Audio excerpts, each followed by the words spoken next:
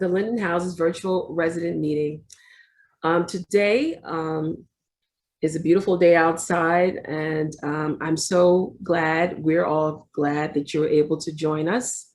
My name is Yasmin Cornelius, and I'm Vice President of Community Affairs at L&M Development Partners. Today at this meeting, we will be discussing leases and social services. I believe you should have received leases in the mail. So this is an opportunity to discuss that process and what that looks like. And you also should have received the presentation along with a survey. And that's the second part, dealing with social services. But at this time, next slide, we'd like to ask those who are in need of translation services and you may not be on the right line, we'd like our interpreters to please provide information. Buenas noches y gracias por estar con nosotros esta noche en esta reunión para los inquilinos de Linden Houses. Si necesitan escuchar esta reunión en español, por favor llame a este número y ingrese el código de reunión.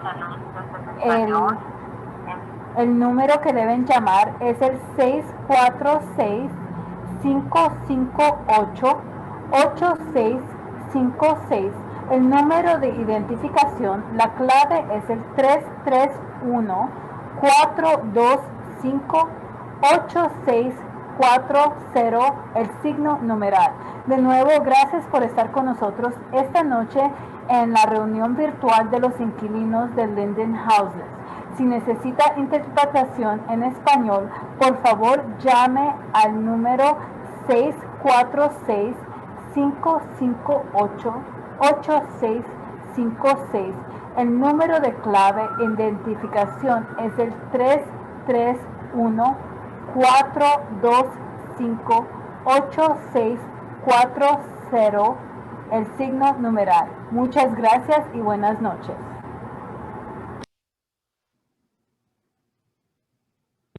Bienvenue et nous vraiment content d'accueillir. Si vous avez aimé service interprétation pour créole haïtien, pour qu'attendre réunion ça en créole. Tant pis, composez numéro ça et qui c'est 646 558 86 56. Encore 646 558 86 56 et puis ou mettez numéro code qui c'est 848 608 37 04 dièse. Encore, c'est 848 608 37 04 et puis signe numéro 1. Encore, si vous avez des réunions ça en créole, ou qu'à garder pendant que vous regardez que ça y a parlé dans l'écran, mais si vous voulez écouter en créole, ou après les numéros 646 558 86 56 et numéro code là, c'est 848 608 37 04. Signe numéro 1. Merci beaucoup. Passons bonne nuit. Thank you so much. Again, thanks you all for joining. I know many people are still joining. Again, if you're just coming on from what you've seen in your mail, as well as around this meeting, we'll be discussing the leasing process, as well as working with our social service providers. Next slide. So just little house rules here, and we know them because we've been living this world. I just can't wait till we can come back outside. It's going to be soon, trust me. But as of now, we're asking that we hold our questions towards the end of the presentation. If you are on the phone, you can raise your hand by hitting *9. And if to unmute yourself, make sure you hit *6. And if you're on the computer, you can feel free to type your questions in the Q&A box, click send, or simply click raise your virtual hand and you'll be called on to speak. And make sure you unmute yourself and ask a question. Next slide. So I'm going to, at this point, pass this on to my colleague with Dante Partners. Fine, strapping young man, Michael. And Michael, it is your time. Thank you so much, Yasmin. Good evening, everyone. Like Yasmin said, we do want to thank you for joining us for tonight's virtual town hall. As she said, my name is Michael. I am a part of the development team, and I am going to take us through the agenda momentarily. So we will start off with a brief note from NYCHA.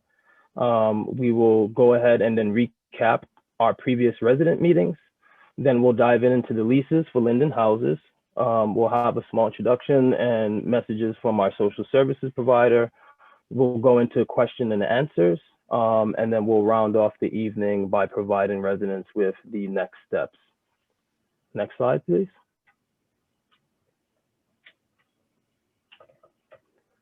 So as far as available resources for residents, just please remember you can contact the PAC hotline at 212-306-4036. You can email at pact@nycha.nyc.gov. You can also reach us on the website at http://on.nyc.gov/NYCHA-pact. We also have the customer contact center. That's phone number 718-707-7771. And please remember that you can contact the customer contact center for any situations about emergency repairs, if there's any issues concerning your heat or maybe hot water issues. And then just please remember, feel free to contact us or the PACT hotline if you have any questions or concerns with respect to the PACT program. Next slide, please. Actually, we would like to introduce Ian Lundy from NYCHA. He usually gives us a quick hello. Ian, are you there? I am here. Can you hear me? Yeah. All right, fantastic. Hello, everyone. Good evening. My name is Ian Lundy. I'm director with NYCHA's real estate team. NYCHA just wanted to start this presentation off with a quick hello from us, but also really thanking you all for making the time to be with us. It is so important that we have resident feedback, that residents are able to hear directly from NYCHA and this team what is happening, what we're thinking, and to hear your questions. So thank you to each and every one of you for making the time to be with us tonight, and to those of you who've been able to join us for some of the past meetings. We always want to make sure that everyone on the line with us, every NYCHA resident, has a full understanding of how we got here before we dive into the specific material for each meeting. So I do want to take a little bit of time just to speak about how we are utilizing the PACT program, what the PACT program is, who the Stanley Avenue Preservation Team is, and why NYCHA has full faith and confidence in them. And then we'll get into the scheduled content for this evening. So a reminder and an introduction for those of you who haven't been able to join some of our past meetings is that NYCHA unfortunately needs approximately $350 million at Linden houses alone to bring your homes into what we consider a decent standard. So to date, NYCHA hasn't been able to fully comprehensively fix your development and is only able to achieve piecemeal repairs. So what we've been looking for is some mechanism that we can use to fully fund the repairs needed at Linden houses. And when we've gone to the federal government, which is where NYCHA receives the majority of our funding, what they presented us with was the PACT program. So PACT, the Permanent Affordability Commitment Together, is a program where NYCHA works with the federal government to switch from the Section 8 program you're currently in over to the Section 9 program you're currently in over to the Section 8 program, which still remains a HUD program. You might have also heard of this as RAD, or the Rental Assistance Demonstration, which is part of PACT and is a component of this process. It was a program that was invented or was rolled out by the Obama-Biden administration, and it allows for us to unlock a significant amount of additional federal funding through the Section 8 program that we can't get within Section 9, and we also can't get if we don't currently have funding for your site, which unfortunately is the case for many of the units at Linden houses since the city and the state government stopped funding NYCHA decades ago. So the real goal of PACT is to unlock that funding so that we can complete comprehensive repairs at your development. We're talking about repairs to the apartments, to the buildings, the community spaces, the social services, and the sites So as I mentioned quickly, the way that PACT works is that the development is going to convert over to a more stable, federally funded program, project-based Section 8. Following the conversion over to Section 8, NYCHA leases the land and buildings over to a partner who comes in and helps us both develop and perform these repairs and also acts as the long-term manager. So that partner for Linden houses is the Stanley Avenue Preservation Team. We had a competitive process through which we chose them as the best and most qualified team.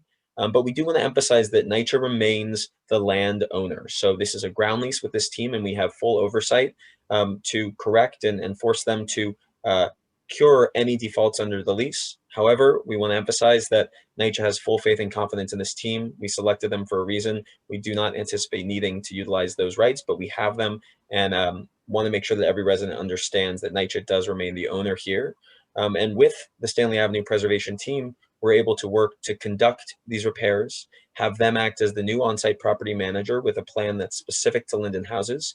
And one of the best components of this program is that we can provide enhanced social services and community programs with funding from the Section 8 program. So NYCHA remains the administrator of the Section 8 subsidy and continues to monitor the conditions at your development.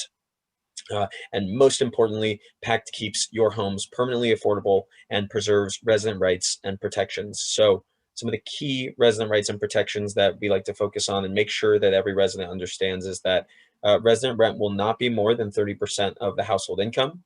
All tenants will continue to have the right to organize. Resident associations are going to continue to receive funding. You will have the right to renew your lease. Your applications will not be rescreened upon conversion over to the Section 8. So everyone who's in Section 9 will get to carry over to the Section 8 program. You will be able to add relatives onto the lease. You will continue to have succession rights if the current leaseholder passes away. You will continue to have grievance hearings. If you are a recipient of the Earned Income Disregard, you will continue to receive that under Section 8 in the exact same way that you're receiving it under Section 9. And something we like to focus on is that this is going to be a lot of work, and we're here to work with you. And that means that there are also jobs for you. So one of the key elements of this program is making sure that the jobs that are created for both the rehabilitation as well as the long-term property management are open to residents, and that the team is not just providing openings, but really training residents to be suitable and prepared for those positions. So I want to again thank everyone for being with us here on Zoom tonight. As Yasmin mentioned, we would love for this to be in person, and we're hoping very soon that the level of vaccinations will enable us to start doing in-person events. But thank you so much for being with us and bearing with the technology. I'm going to hand it back over to the Stanley Avenue Preservation Team to get us started. Thanks all. Thank you so much, Ian. Maybe go to the next slide, please.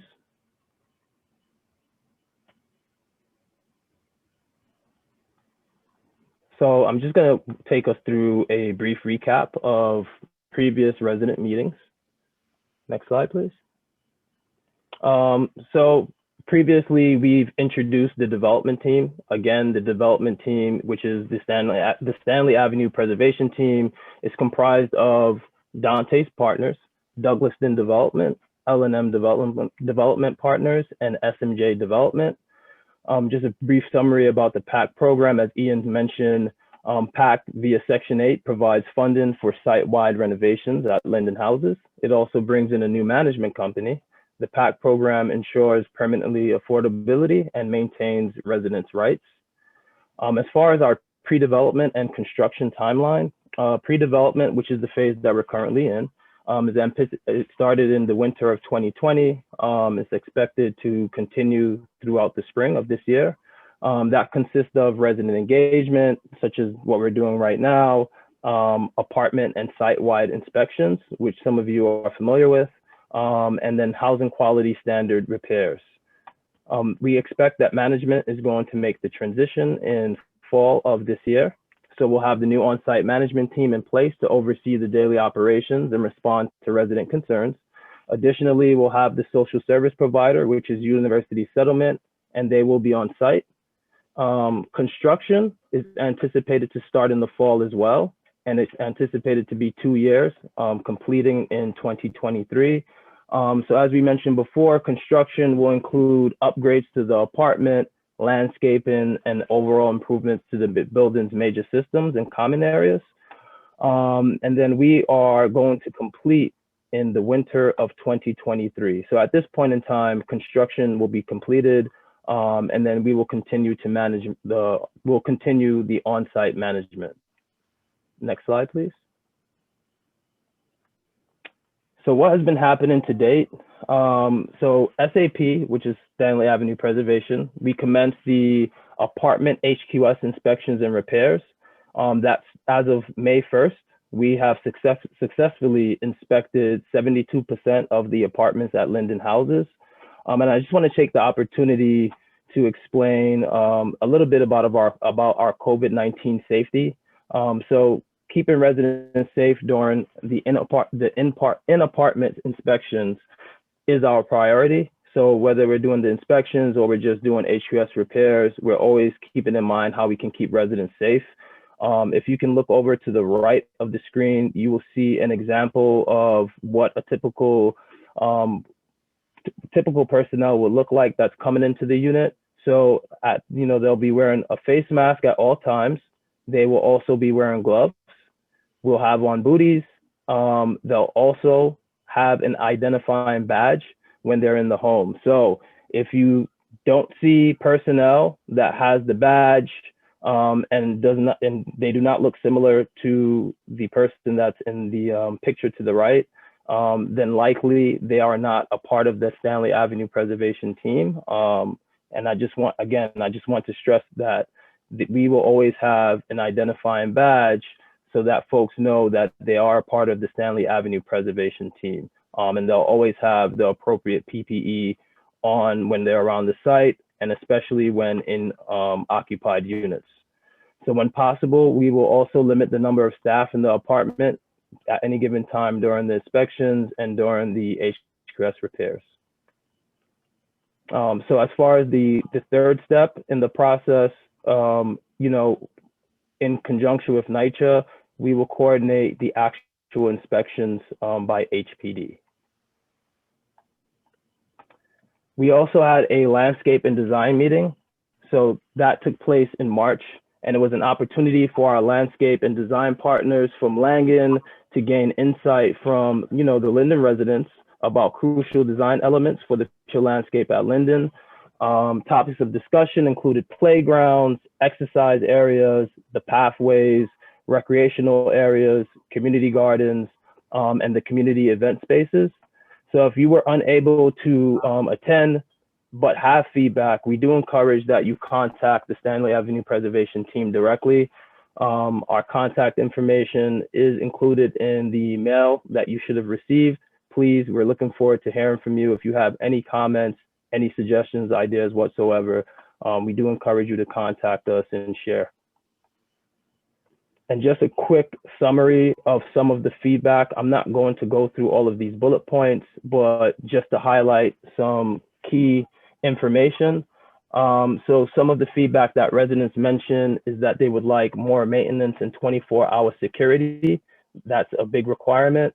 The site lighting is not adequate, and some are not comfortable coming out at nighttime. So, we just definitely want to make sure folks feel secure and safe when on the premises, and especially in the building. Many people love the existing mature trees, but feel that they need to be pruned, assessed for safety. There's a rodent problem that needs to be addressed and eradicated, which we have already started to work on. And many people like the water spray area, the basketball courts, the benches. However, they feel that they are in need of an upgrade. So again, just want to mention a few of the bullet points here.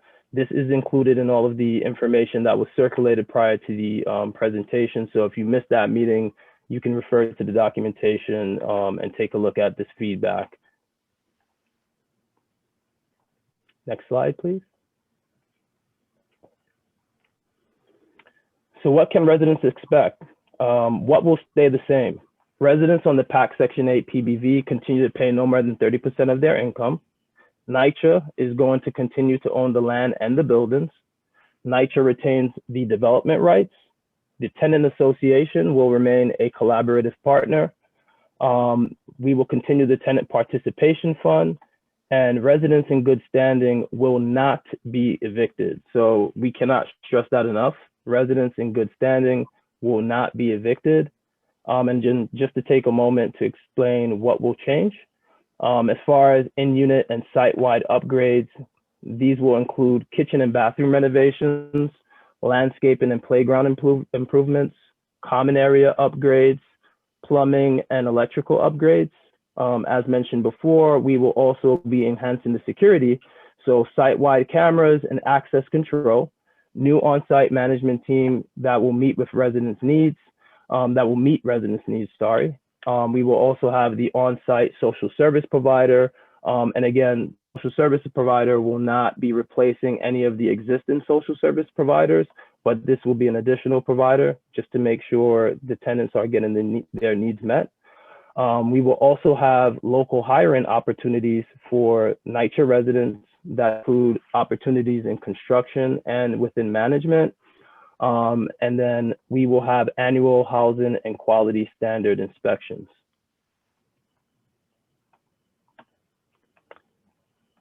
So now I'm going to turn it over to my colleague, Lori, and she is going to take us through the leases portion of the presentation. Hi, everyone. My name is Lori Broderick, and I will be overseeing the leasing process over at Linden Houses. Next slide, please. So as part of the PACT conversion at Linden Houses, each household must sign a new PACT lease. The PACT lease was developed by NYCHA and informed by residents, advocates, and stakeholders. This lease cannot be changed without NYCHA's approval. If you're an existing Section 8 resident today, you do not need to sign a new lease at this time and will be able to transition to PACT on your existing lease. A lease is a binding contract between a landlord and tenant for a specific period of time. Lease agreements outline the responsibilities of both the landlord and tenant. Lease agreements memorialize tenant rights. The lease will ensure your apartment remains affordable to your household. Next slide, please. I'm now going to discuss key parts of the lease, and I will refer to each page number as we go through the slides. So, PACT lease page 1, lease effective date and household information. Page 1 of the PACT lease will be pre-filled with information NYCHA has on file for your household. During your lease signing appointment, please ensure all the information on this page is correct. The effective date of your PACT lease will be the date of the PACT conversion, which is expected to be this fall, 2021. Next slide, please. Page 2 of the PACT lease includes information about Section 8 and your monthly rent. This page will be pre-filled with your rent amount, which is determined by NYCHA's leased housing office. For project-based Section 8 participants, your rent will be no more than 30% of your adjusted gross household income. Tenants who currently pay a flat rent will have their rents increased to 30% of their adjusted household income over a 5-year phase-in period. If you are an over-income resident, NYCHA will contact you separately regarding your options. Next slide, please. Page 3. Page 3 of the PACT lease lists each member of your household and their relationship to the household. If you submitted a request to NYCHA to add or remove household members, please bring a copy of this paperwork to your lease signing appointment. After the conversion, NYCHA's leased housing department will be responsible for processing requests to add or remove household members. Requests can be submitted online through NYCHA's tenant self-service portal or by calling the customer contact center, and that number is 718-707-7771. Next slide, please.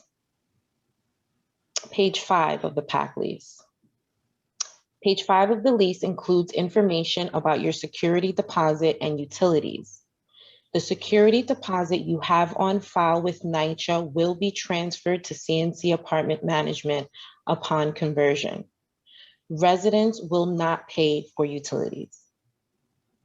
Next slide, please. PAC lease, page 6, grievance process. Page 6 of the PAC lease details the grievance process for rent and maintenance issues. Following the PAC conversion, residents will still initiate grievances for issues regarding the tenant share portion of the rent through NYCHA, but will initiate grievance processes regarding repairs and maintenance through CNC Apartment Management. CNC must comply with NYCHA's outreach process prior to commencing any eviction proceedings. We prioritize working with residents facing hardships. Next slide, please. Page 7 of the PAC lease, NYCHA's role at Linden houses. Residents will submit annual and interim income recertification and household changes to NYCHA's leased housing. New residents will come from Section 8 waiting lists administered by NYCHA's Section 8 leased housing. Next slide. Page 8 of the PAC lease outlines residents' responsibilities. Residents may discard garbage only in designated areas. Pets are permitted under the post-conversion pet policy. Residents must register their pets with NYCHA before the conversion. Pets must be on a leash in public areas of the development. Residents may not tamper with smoke and carbon monoxide detectors. Residents must notify management of peeling paint and children under 10 residing in a unit that may require window guards. Dryers are not permitted in units. Tenants may not paste or nail any carpet, tile, or linoleum to the floors. Apply wallpaper or other wall coverings to the walls or ceilings. Next slide, please. Thank you. Page 10 of the PAC lease. Page 10 of the lease includes information about the duration of your lease and income recertification. Under the PACT program, your lease automatically renews each year. You will still need to complete income recertifications through NYCHA leased housing. Leased housing will notify you in writing when it is time to recertify your income and household composition as a Section 8 tenant. You can request an interim recertification if your income changes during the year. Page 12 of the PAC lease, smoking policy. In 2018, NYCHA launched its smoke-free initiatives by reducing exposure to secondhand smoke and providing support to residents who smoke and want to quit. We are committed to this initiative. Linden houses will have a 100% smoke-free policy. This means smoking cigarettes, electronic cigarettes, pipes, etc. is prohibited in all units, common areas, and grounds. House rules are a written list of property regulations that you will receive with your PAC lease during your lease signing appointment. The house rules for Linden houses will be created to enhance the quality of life for all residents. They are subject to approval by NYCHA and the Linden Houses Tenant Association. House rules aid in fostering an environment where all residents can respectfully and peacefully enjoy their home. So let's have a little recap of the PAC lease. Current Linden residents automatically qualify for Section 8 through the PACT program. Project-based Section 8 participants will pay no more than 30% of their adjusted gross household income. If you currently pay a flat rent, your rent will increase over a 5-year period to 30% of your adjusted gross household income. The pet policy after the conversion will be comparable to NYCHA's. Please make sure all pets are registered at NYCHA's property management office. Your PAC lease automatically renews each year. Utilities are included with your rent. Vacancies at Linden will be filled from the development site-based waiting list administered by NYCHA's Section 8 Leased Housing Department. You still have the right to grievances. Next slide. So what is the timeline for the lease signing? In mid-May, which now it's the end, you've already received sample copies of the new leases. They were distributed to residents and uploaded to our website, stanleyavenuepreservation.com. Starting in mid-June, lease signing appointments will begin. Residents will receive appointment notices on a rolling basis. We will reach out to you for a lease signing appointment. Between mid-June and through September, lease signing appointments will continue. In fall of 2021, this year, is the anticipated date of the pact conversion. Next slide, please. At least 2 weeks before your lease signing date, you will receive a written notice at your unit from Stanley Avenue Preservation stipulating the date and time of your appointment. We will work with you to schedule an alternate date if necessary. Only the head of household or co-head of household need to attend the lease signing appointment. Your lease signing will take place at our office, which is located at 250 Wortman Avenue in apartment 1F. If a resident is homebound or disabled, we will work with them to schedule a home visit for the lease signing appointment.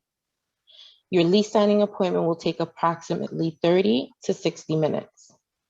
Your safety is our priority. Please wear a face mask and when applicable, adhere to social distance guidelines during your appointment. Next slide, please. So how can you prepare for your lease signing appointment? Please review the sample lease we delivered to your home.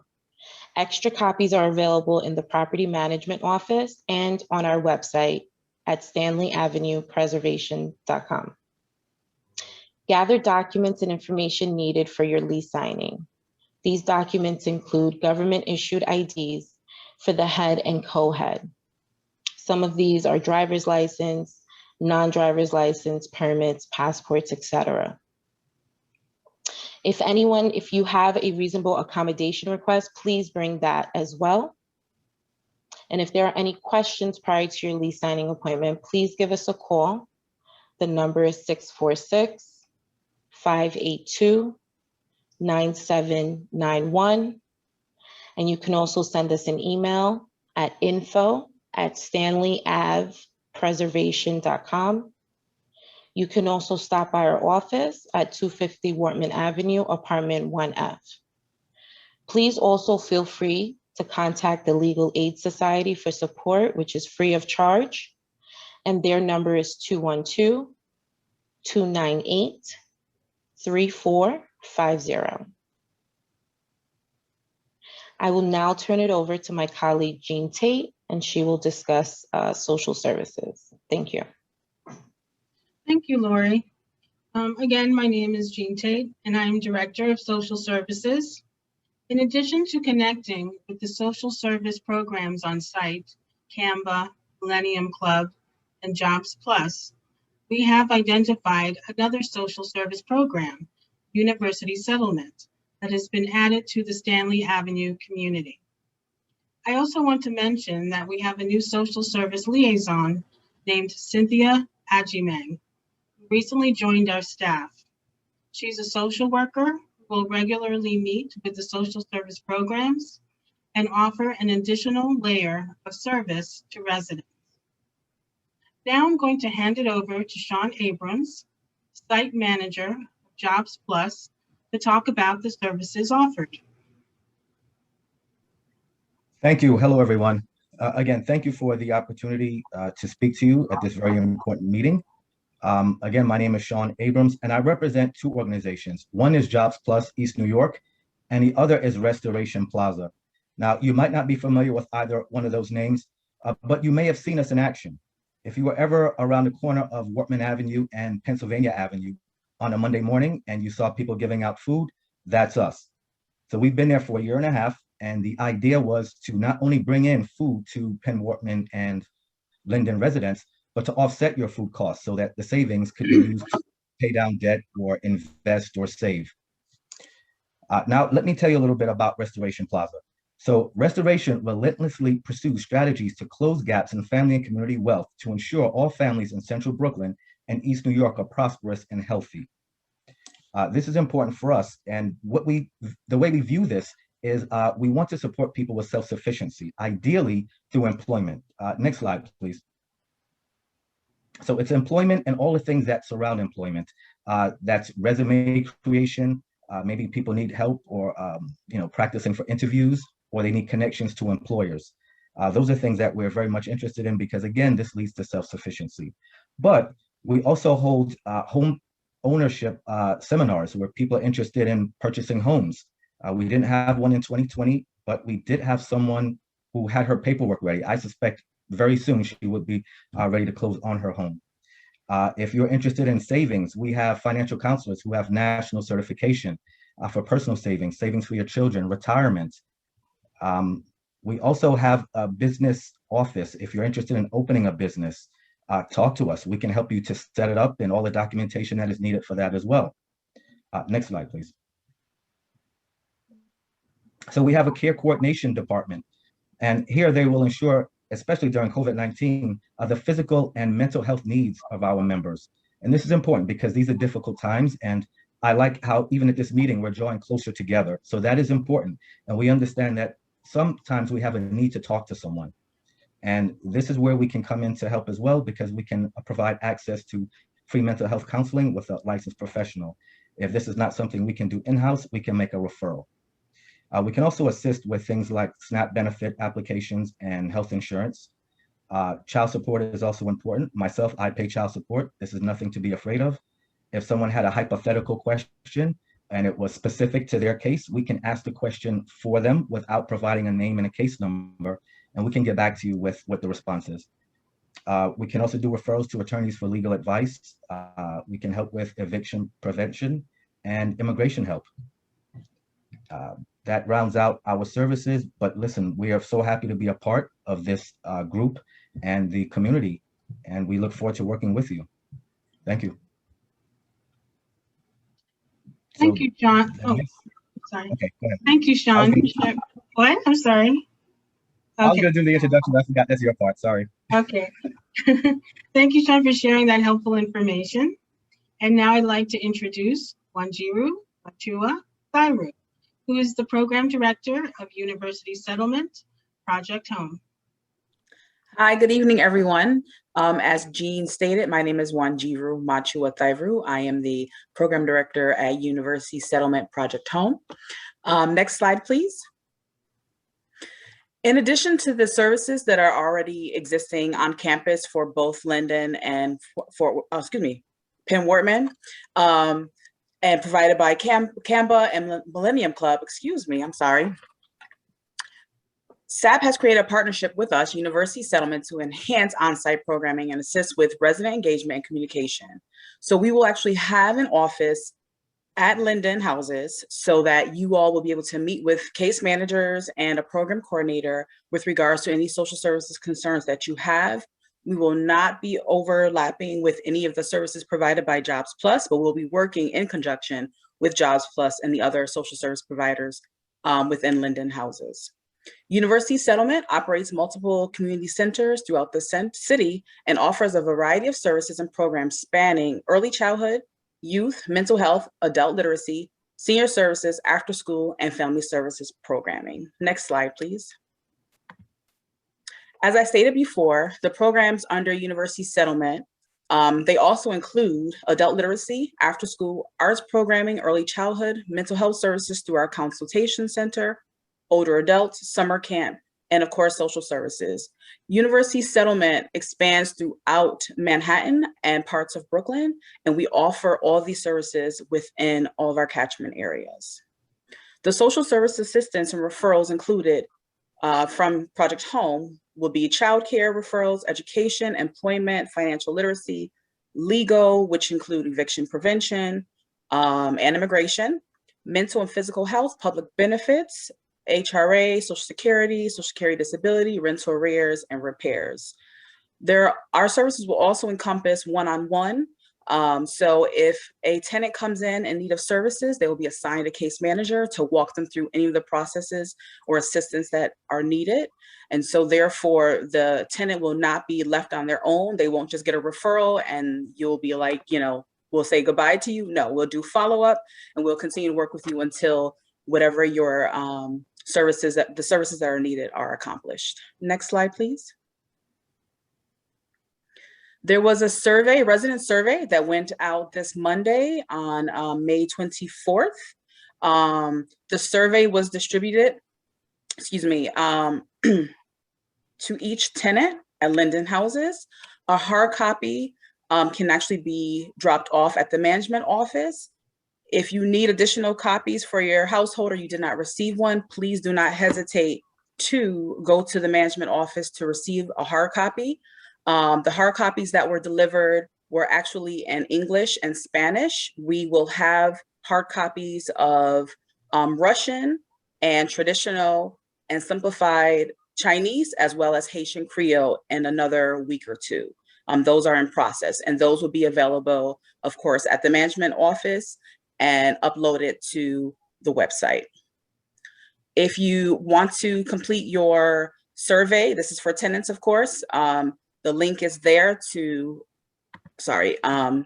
complete the survey. If you have any questions regarding the survey and services that University Settlement will be providing through Project Home, please do not hesitate to call 212-505-1995.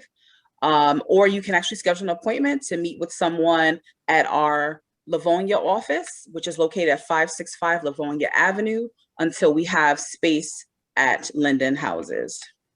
I want to say also that there will be an opportunity for a raffle. So please, please, please don't forget to drop off your completed surveys or complete them online so that we can add you to the raffle pool.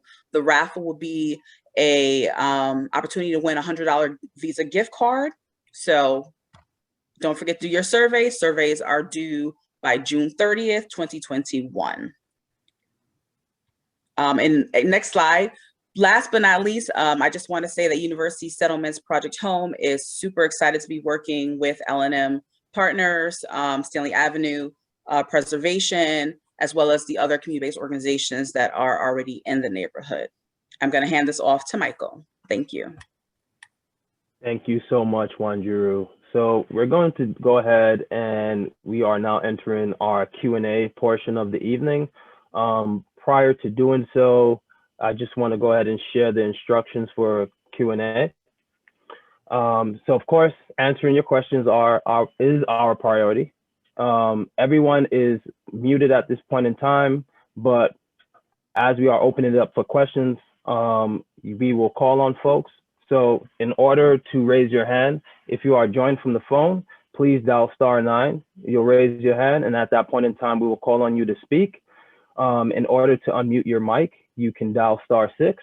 If you have joined us from the computer, again, you can feel free to type your question in the Q&A box, click send, or you can raise your virtual hand. At that point in time, you will be called on to speak, and we will ask you to unmute your mic, and then you can pose your question at that point in time. So again, if you're calling from the phone, dial *9 to raise your hand, dial *6 to unmute your mic.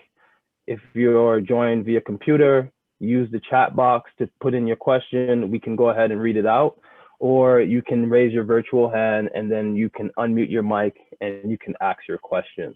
So before we go ahead and kick it off and open it up to the folks that's in this room, we do want to give the opportunity to hear from anyone that may have a question on our language lines. So do we have any questions from the language lines at this point in time?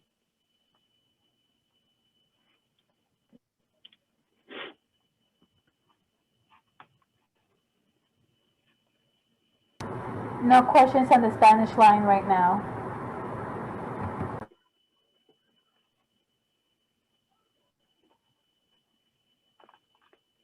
There are no questions on the Haitian Creole.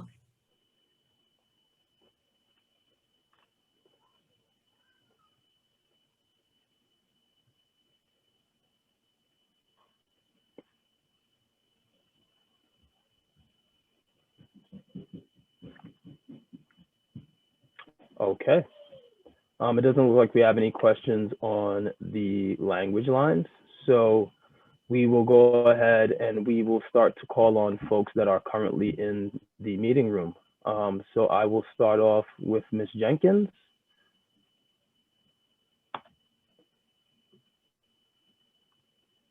Yes. Please unmute your mic.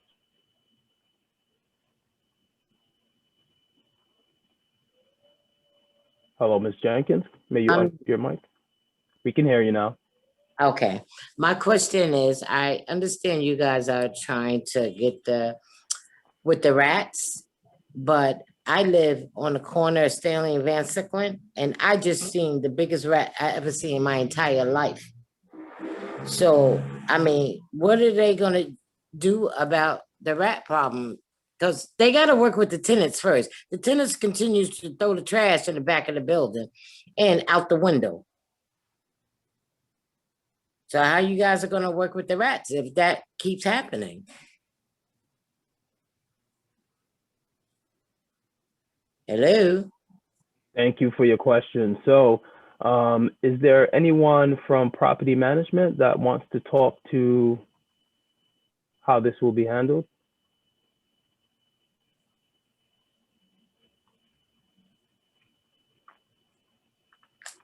Okay, well, what I can say is to answer your question. So first of all, we've already been. Hello? Hello? Yeah, sorry about that. This is John Garcia from CNC Apartment Management. I was just trying to unmute. Sorry, it took me a second there. Can you hear me? Yes, we can hear you, John. Perfect. Yeah, so we have management, Stanley Avenue Preservation. We have engaged in some extermination, and we did start preliminary efforts to mitigate some of the vermin around the property. NYCHA currently took that responsibility back over, and we do concur with you that we will be needing to speak to the residents to ask for their help and facilitate some other things with another trash management system that we're going to be putting in place that's all going to work collectively to help this issue. However, right now, Stanley Avenue Preservation, we're not in that position to have those conversations yet. But once this conversion happens, we will be doing everything all at the same time to help mitigate these issues. Okay. Thank you for your question, Ms. Jenkins. Going down the list, I'm now going to call on Jane. Please unmute your mic.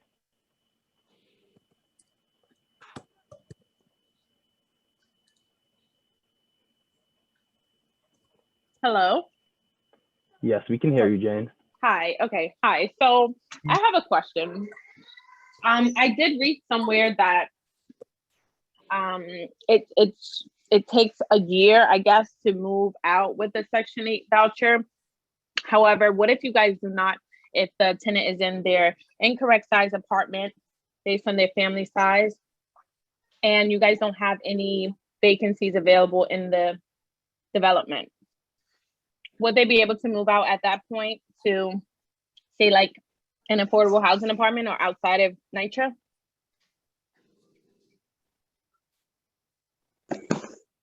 Hi, this is Robert from NYCHA Section 8. I can answer that question. So the way it's going to work is that after conversion, okay, we are going to have a list of families who will be required to right size, whether it's to a smaller apartment or a larger apartment. To the extent there's an available apartment to transfer to, you can transfer. But if you're looking to transfer outside of Linden or your development, there's that 1 year waiting period, unless there is an emergency situation that NYCHA Leased Housing can review and approve.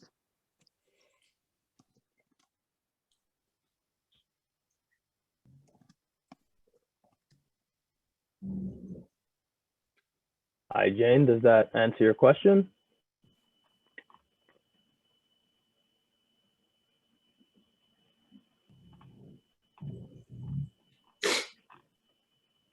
Jane? Hi, yeah, sorry. Yes, but to my knowledge, sorry, that's my baby. To my knowledge, an emergency situation wouldn't be a larger family in a smaller size apartment, family of 4 in like a 1-bedroom apartment. That wouldn't be considered an emergency situation. I know Section 8 is pretty strict on things like that as far as like right sizing and if the family size is too big. Right, so right sizing will occur, okay, but it's not an emergency unless there is a medical situation involving the overcrowding or based on the apartment conditions. But again, that is going to be determined after closing as to which families are considered in wrong size units for right sizing. So your question is specifically on requesting a transfer. Again, yes. That's something where the request will only have to be from an emergency situation, but right sizing doesn't sound like in your situation. But again, after closing, if you feel that there is a situation that warrants an emergency transfer, that's definitely something you can request, and that Leased Housing will take a look at. Okay, great. Thank you. Thank you. All right. I am now going to call on phone number ending in 9470. Please unmute yourself. Hello? Yes, sir. Hello? Yes. Can you hear me? Yes, we can. Okay, let me ask you, I got several questions, but I'm going to try to remember them before I forget. First question is, what's the cap out for the Section 8? If you already have Section 8 and you're converting over to this new part of the PAC program or what have you, what is the cap out for salary for the 30% rent increase or decrease or whatever the case may be? Say that the regular Section 8 was $45,000, give or take, for the cap out. Will it still remain $45,000, or does it go according to whatever your income is? Because sometimes you have overtime that kicks in and you increase the rent or what have you. Is that applied to? Hello? So yeah, hi again. This is Robert from Section 8. So I just want to make clear here that we're not basically calling from a waiting list. What you're mentioning is refers to new admissions from the waiting list from outside the development. So basically, what's going to happen here is that if you're already an existing Section 8 tenant, your 30% is based on your net, or what you say is gross adjusted income for your family. So depending upon your household income, that determines whether or not you'll be receiving a subsidy. But for PAC purposes, again, we're not using the additional limits, which is what's normally used for the voucher program for tenant-based. Okay, I'm sorry. Can you say that one more time? Because I didn't quite understand what you were saying. Because my question is, say, for example, you made $35,000 this year, and then all of a sudden you got an increase of overtime that made you over the cap out and what have you. This is what I want to know. Does it go according to your annual plus the overtime? Yes. That you're basing, or? We include overtime in the rent calculation, just like public housing.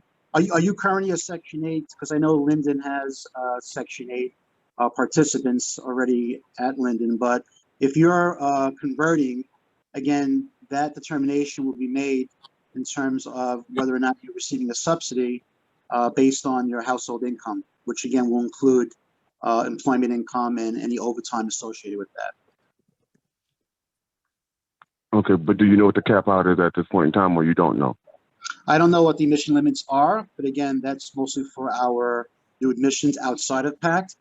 But again, we will determine your share of the rent and your subsidy when we get closer to the closing. Okay, and one other question. Having hardship situation, what have you, and not really able to make up the rent at this point in time, and the COVID-19 situation, does that still qualified people to be still kicked out even though they don't have like no money in their bank account or what have you? Or do you still going to work with the people? So again, your current management office, you will work with your current management office with your current situation. Okay, so when you convert to Section 8, you'll be responsible for your portion of the rent. If there's a hardship, we can certainly look at your income and do an interim change that can lower your portion of the rent.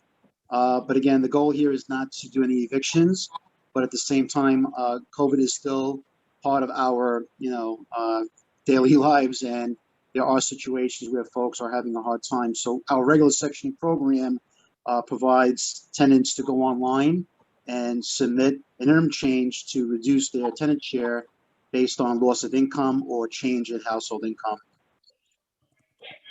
Hi, Okay. I'm sorry. Sir, would you mind calling University Settlement's main number, 212-505-1995 this week and complete it? Wait a minute, wait. You ran so quick. I Sorry. didn't even write down the number. Yes. Oh, give me a second. I got to get a pen. Okay, perfect.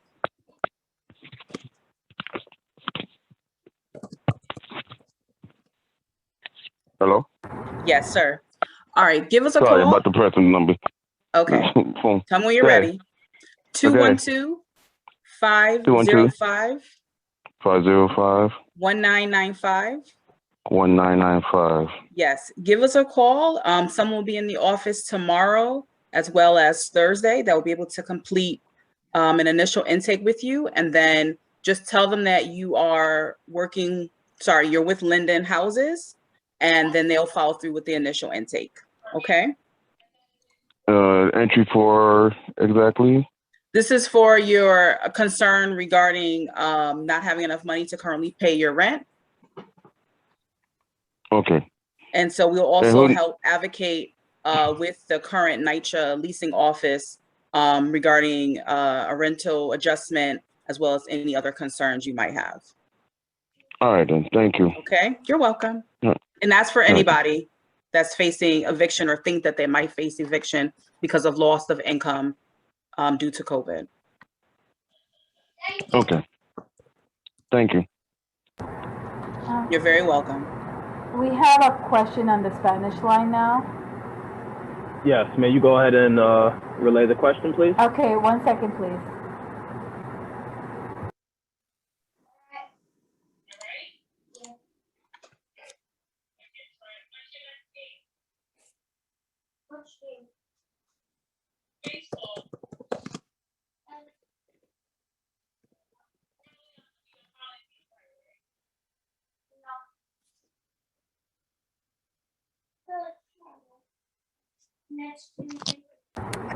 It's from number ending in 5312.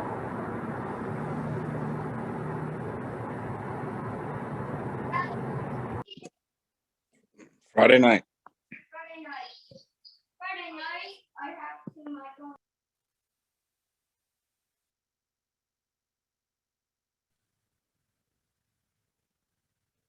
We can try get the question if you want to take another question, Michael, and we'll let you know when we have it. Sounds good.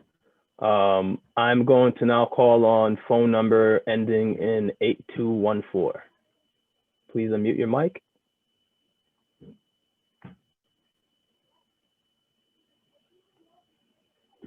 Again, if you've joined us via phone, please dial *6 to unmute your mic.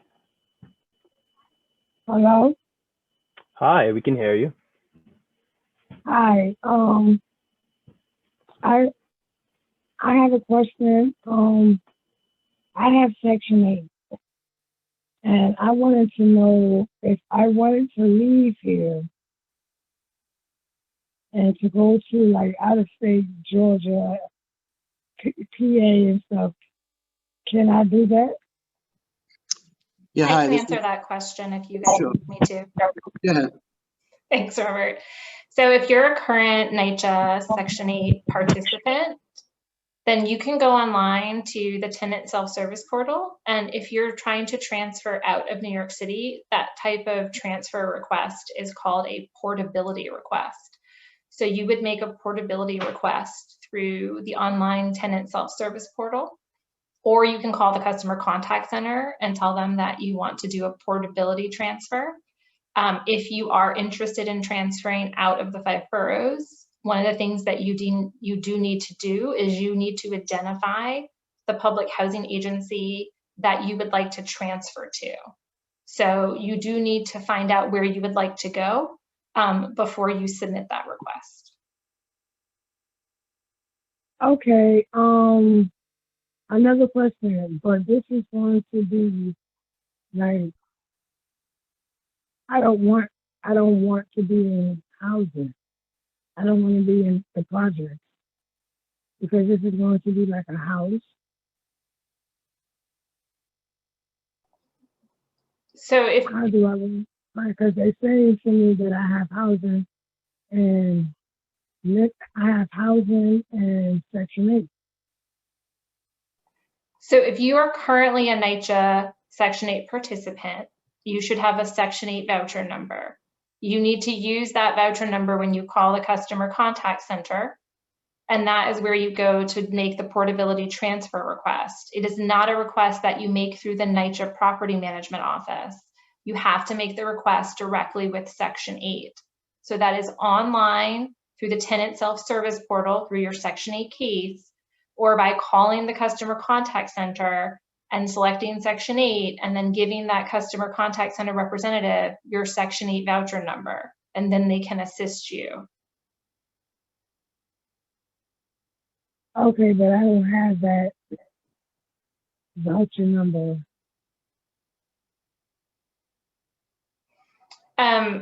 Okay, so I think that what you should do is email the PACT email address, your name, and you can email PACT, P-A-C-T, @nycha.nyc.gov and explain that you need help with a portability transfer, and somebody would follow up with you.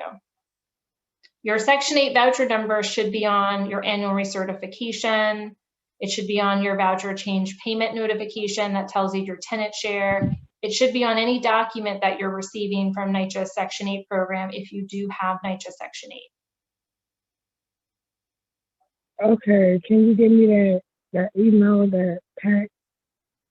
Sure, it's PACT, P-A-C-T, @nycha.nyc.gov.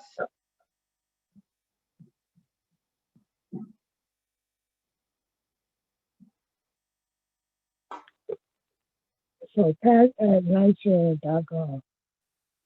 PACT @nyc.nycha.gov.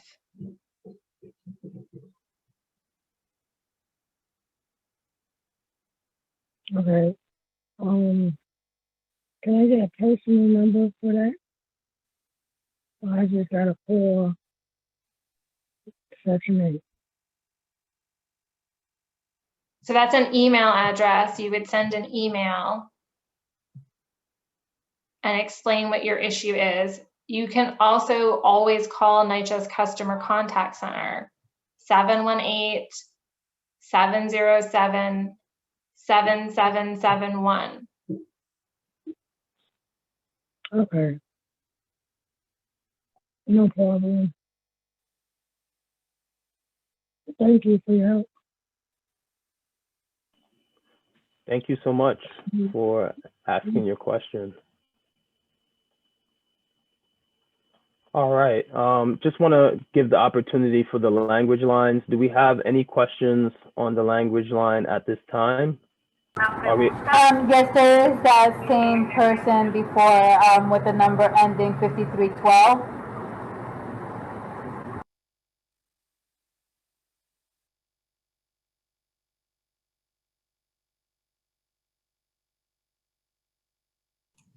Hi, there's a number that's 5319. Is it 5319? We would not have that number. It would be on there. It would be on the language line. Yeah, I think she's just getting the question now, I believe. Okay.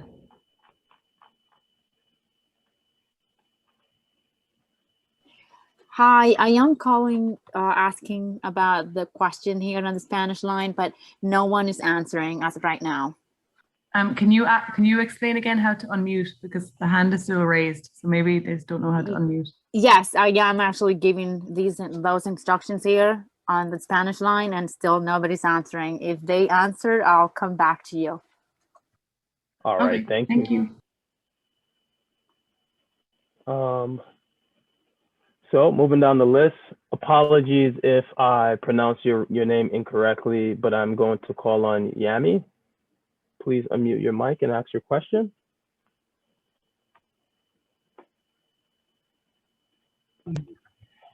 Hello, thank you so much for taking my question. So my question is regarding the 3 steps that are currently ongoing, which is the inspection, then the repair, and then the follow-up inspection. I recently had my inspection already, and I had an appointment for last Friday to do the minor repairs, and I stayed home and no one came. So how is that going to affect as far as the follow-up inspection, and are they going to reschedule to make those repairs? Well, first of all, sorry about that. Typically, someone would have reached out to you if there was any kind of cancellation or anything of that nature. But I think what we can go ahead and do, someone from our team can reach out to you with respect to rescheduling that appointment. And then, we'll follow up and let you know once the unit is scheduled to have an inspection from HPD. John, anything you want to chime in here and say? Yeah, again, just reiterating what you said, I do apologize for that. I will look into this to ensure that doesn't happen. You could A, give me your building and apartment number now, or B, come to the managing office tomorrow. I sure can give it to you now. It's 16 8F. Like Frank. I got it. I'll reach out to you in the morning. Appreciate it. Thank you so much. No problem. Thank you. All right, moving down the list, I am now going to call on Sandra Bumpers. Please unmute your mic. Hello, can you hear me? Yes, we can. How are you?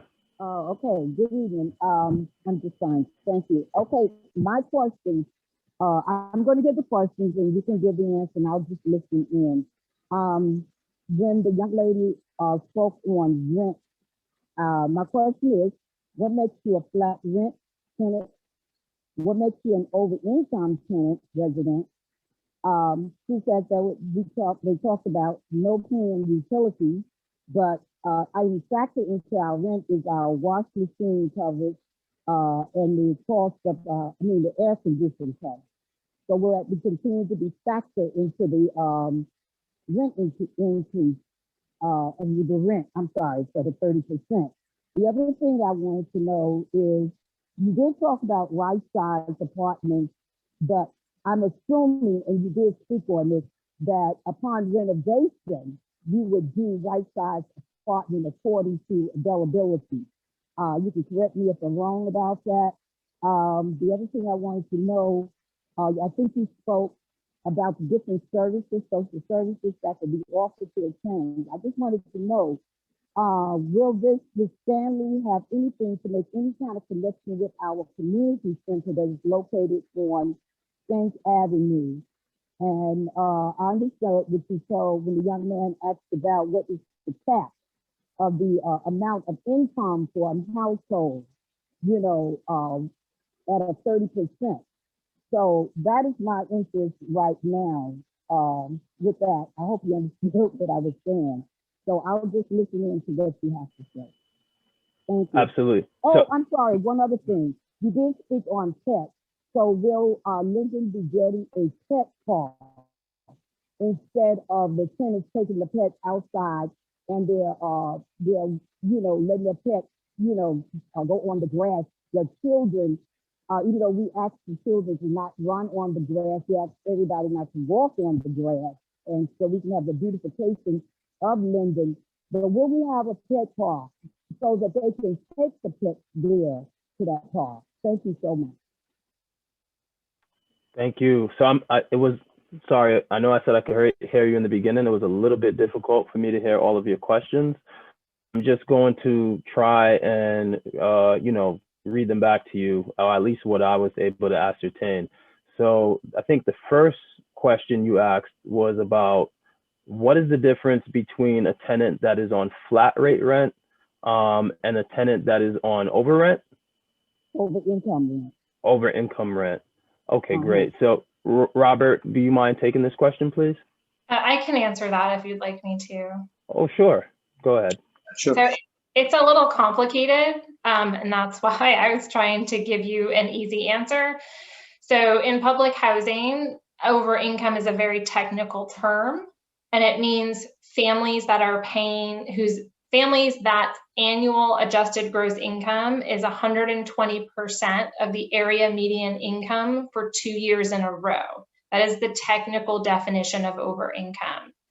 However, there are families that are not technically over income, but do have higher incomes, and they are paying flat rent.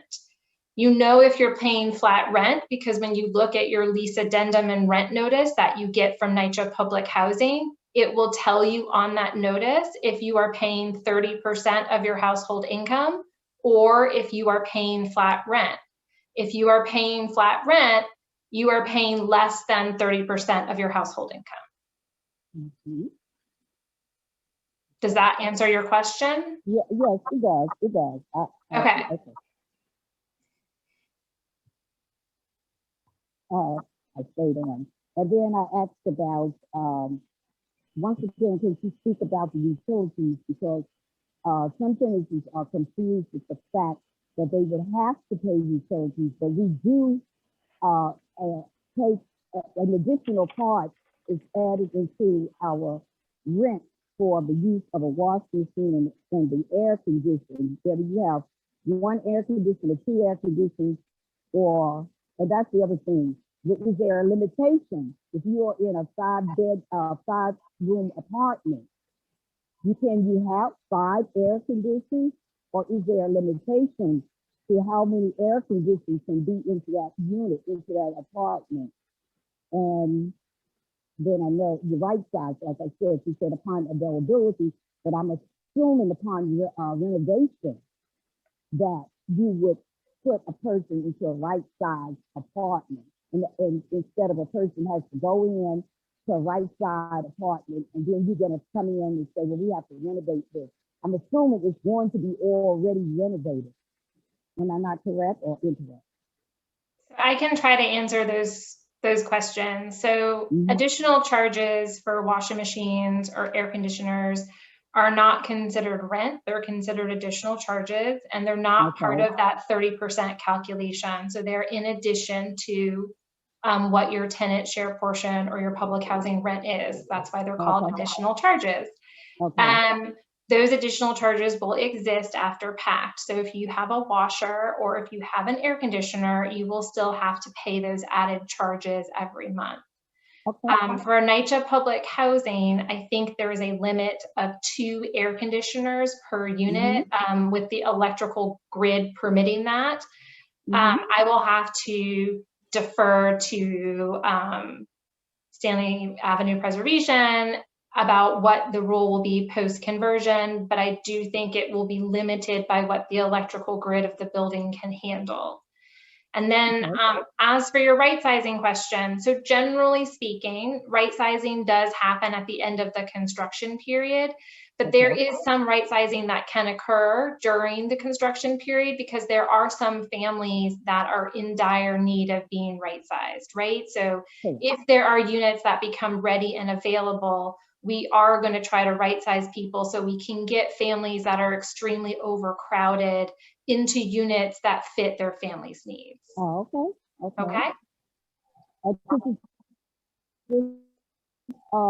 Reiterate on the pet talk because I think that's so vital and important because tenants do not want to walk out of the building and have to walk into dog or the cat have urinated in the walkway or the driveway or will there be a pet park where the tenants can take the pet and let them be in that park, or will it be, if not, tenants will go back into, when I came into the development many years ago, we thought, well, we didn't have a pet policy, allow pets. But when it came into place, we was told if you have a pet and if you did different things, we was getting fined for it. We'll go back into that way, that tenants will be fined and will have to pay these fines and hope that no one has to, and hope that this doesn't lead to a person being part of the eviction policy. Will that be explained to people when they come to sign these releases? Will they be given rules and a regulation and policy procedure manual so they can see? I'm not allowed to dispose garbage and leave it at the side of the incinerator. You are to take it to X location. So this is all I'm saying. In order to put Linden back on the map, put it back in a decent environment so tenants can come in and say, this is where I live, this is where I enjoy living, and I'm very happy to be here. These are some of the things I'm saying as a tenant, and quite the more tenants are saying it also. Because if we're going to go from A to B, then it should not be as A was, but it should be getting even better for the tenant. Okay, I'm not going to hold you up anymore because I know there's many more questions. Thank you so much. Thank you so much, Ms. Bumpers. John, would you care to answer the question regarding, the pet policy and the pet park? Yeah, so that's going to be getting circulated shortly with the house rules. We are going to outline everything specifically in there. Generally, we're in a different world now with emotional support animals and such. But we are going to have some rules with when people are walking their dogs and making sure they're picking up after them and certain things that we will be monitoring and enforcing. But like I said, everything will be outlined in a handout that's going to be getting mailed out within the coming weeks. And also, just to add on, the house rules will be part of the lease package when we start the lease signing appointment. So I know Ms. Bumpers asked about that, but yes, residents, when we do the lease signings, will be signing the leases and the house rules as well.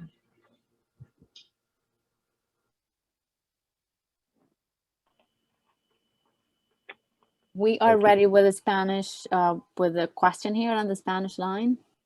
Please proceed. Thank you. The question comes from Jeanette Mejia Rodriguez at Wortman Avenue, and she has two concerns.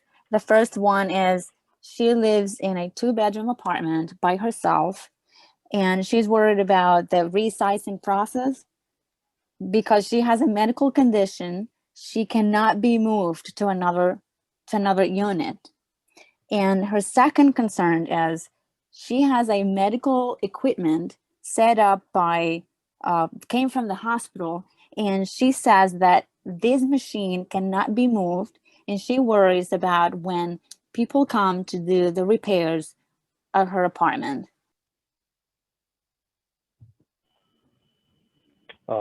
Thank you for that question. So her case so basically in cases and instances such as this, what is going to happen is we will work with residents individually to meet their needs. So what we will do is well in advance of any scheduled, repairs to her apartment, we will make sure someone reaches out to her, we'll talk with her, and then we'll come up with a course of action to make sure she gets the repairs that she deserves. But that's all I can really say at this point in time. I'm not sure if, John, is there anything that you'd like to add to that?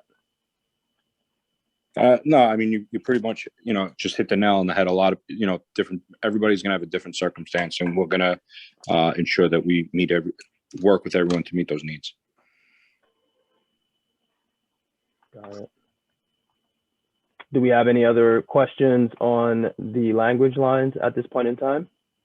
I think she had another question regarding right sizing and about being moved, even though she's one person in a 2-bedroom. And what the answer is to that is that if she requires a 2-bedroom as a reasonable accommodation, that's something that she should communicate to both property management and to NYCHA leased housing, and that will be reviewed. And if she does require that extra room, then she will not be required to right size.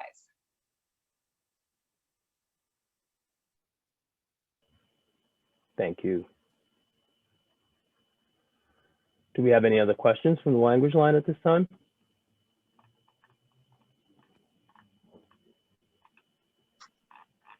Okay, so just moving down the list, I am going to call on, well, it looks like you're already unmuted, but Galaxy S20 Ultra 5G. Yes, good evening. My name is William Washington, and I wanted to ask a question because I have arrears. Okay, I lost all my money when I lost my account, which was over $13,000.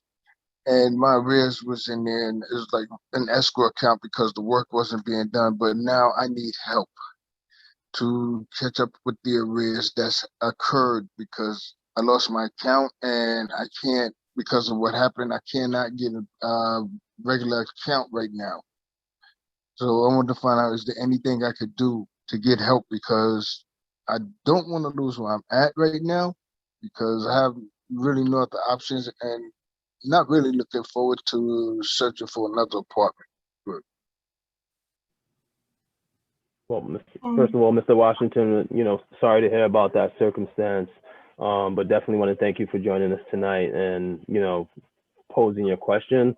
But this is a perfect example of how our social services providers can step in and help out here.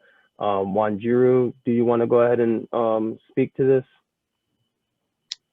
Hi, I'm sorry. Can you repeat your question, sir? I want to have help. I need help with my arrears because I had money in an escrow account, and when I lost the account, I lost all the money. Okay. So I wasn't able, because I'm a disabled veteran and I don't work, and it took me a period of time to get that money together.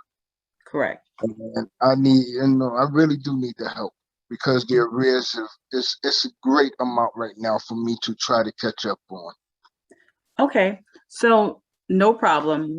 If you have a piece of paper and a pen or your phone, I want you to take down our office number and give us a call. Tell me when you're ready. Okay, I'm ready. It's 212-505 1995. So what you're gonna do, you're gonna call us, you're gonna tell whomever answers the phone what your situation is. They're gonna complete an initial intake with you, and then they will forward your intake to me. Okay, I will do that as soon as I get up in the morning.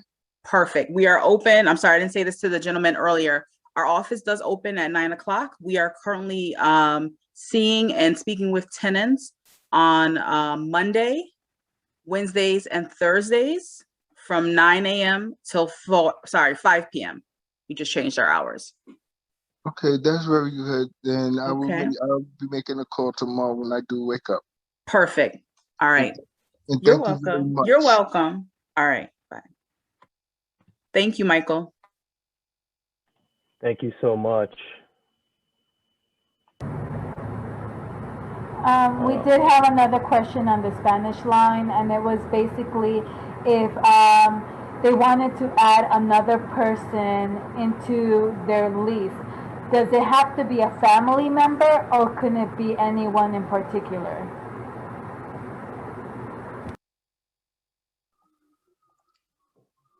I can answer that. So under public housing and Section 8, the only people that can be added to your lease are those individuals that are within an eligible familial category. So generally speaking, that's going to be a spouse or domestic partner, children, grandchildren, mothers, fathers, stepbrothers, stepsisters.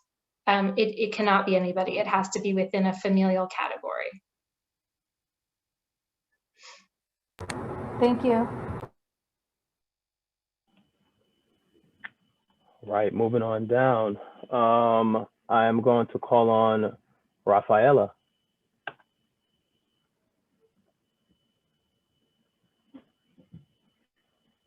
please unmute your mic and speak.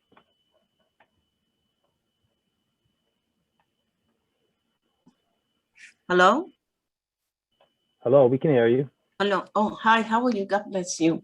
I know maybe my my concern maybe might not be important, but to me it is, and I guess to many other people that live in Linden housing, you know, it's so good what they're gonna do and renewing of the things and the apartment, but you know, me and I know a lot of people are concerned about the vandalism in this 24/7 smoking weed in the hallways, and they use the hallways like a social club. You know, sometimes you can't even sleep at night. The smoke, I'm asthmatic, and all that smoke gets in my house. I have to be spraying my house constantly. You'll be afraid to go out because you have gangs of you hanging smoking in the hallway. You have homeless people, which also women to problem that need help, which the city is not giving them the help they really need. Also in our building, this week there was a homeless person in the building with a stick, and people were afraid to come in. Even my son that was coming to visit me was afraid to come in. So what is Section 8 gonna do about, you know, about this situation? Because it doesn't make sense if we're gonna remodel everything, but we still be with this same situation. How they gonna take control of this? Thank you for your question. And, you know, we definitely understand the concern. As part of the renovation scope of work, you know, we are going to enhance the security. There will be cameras installed, you know, in every building and on the exterior. Is there anyone, well, matter of fact, John, can you speak a little bit more to, you know, policy and how this will be mitigated? Yeah, so just a caveat, we are installing cameras, a lot of cameras throughout the whole complex. We do have an in-house security team that's going to be monitoring the cameras and using some of the artificial intelligence that we have. Those cameras are going to be showing us specific areas if there's certain things that are going on. And then we're going to have an on-site security presence that's going to be patrolling and walking these areas to help mitigate a lot of that. We do have other measures and other ideas in mind, but we agree with that as well. And we are going to be working tirelessly to help mitigate those issues, to provide peaceful and quiet enjoyment of the property by all the residents. Okay, thank you. Thank you. Thank you, and God bless you. Brooklyn, I'm going to call on you. Please unmute your mic and ask your question.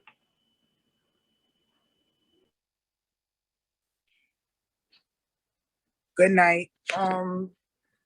First question is, I heard they were removing the terraces, and you have some people like me that don't like to go outside, and to have the terrace is somewhere to go outside and just sit and catch some air. And I don't approve of that, of them removing the terraces. From a person like me, I don't like to go outside sometimes. Second thing is, what if you paying your rent and you're not getting credit for it, and every time you get your rent statement is going high, but you're not getting credit for the rent that you're paying? Third thing is, I have a serious condition with my front door. The housing, I called them and told them that I was locked in. They called the fire department. I asked the fire department to just turn the knob and we could have gotten out. They didn't listen to me. They damaged the door. Every other week, I got to keep calling to get my door fixed because we were getting stuck in the house. And I'm a Section 8 tenant.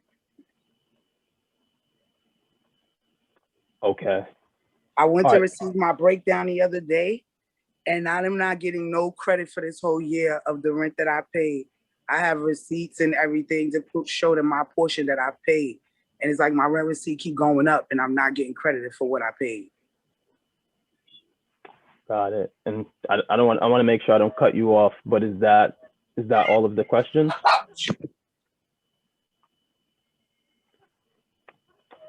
Okay, so just to take it one at a time, with respect to the terraces, so one thing that we can say is that the design panel is not finalized at this point in time. So we can't confirm that the terraces are going to be removed. But we will have a meeting in the future where we will be able to talk a little bit more about the design with all of the residents. However, we do appreciate your input. It is something that we will take in mind. We'll keep in mind.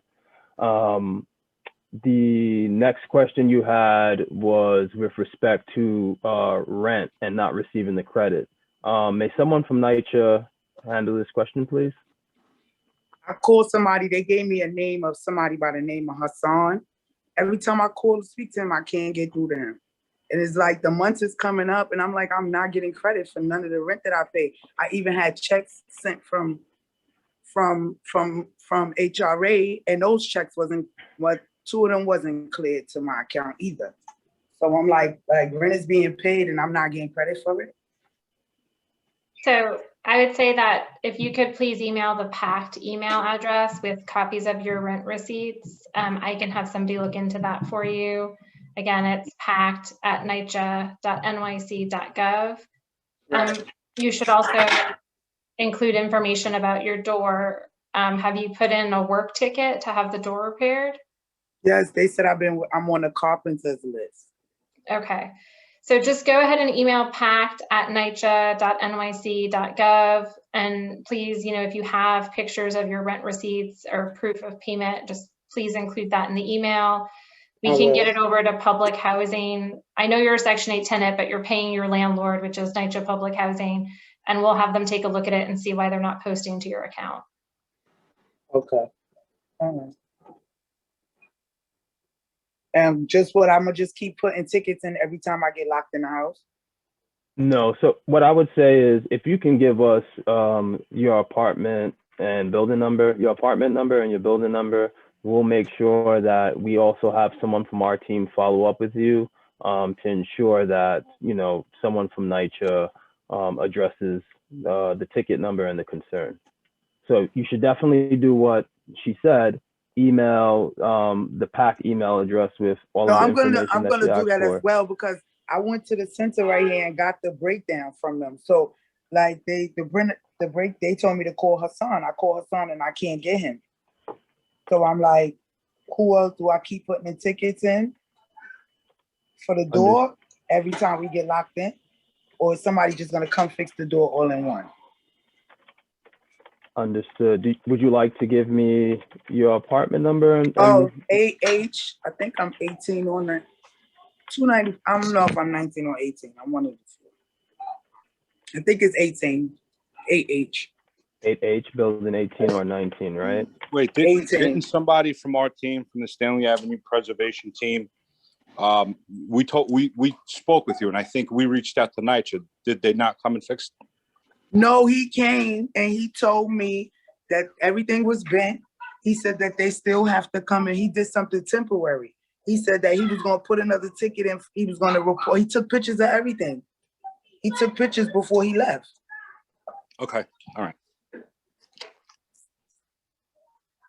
He took pictures of every. He said the doors. Then you need a new door.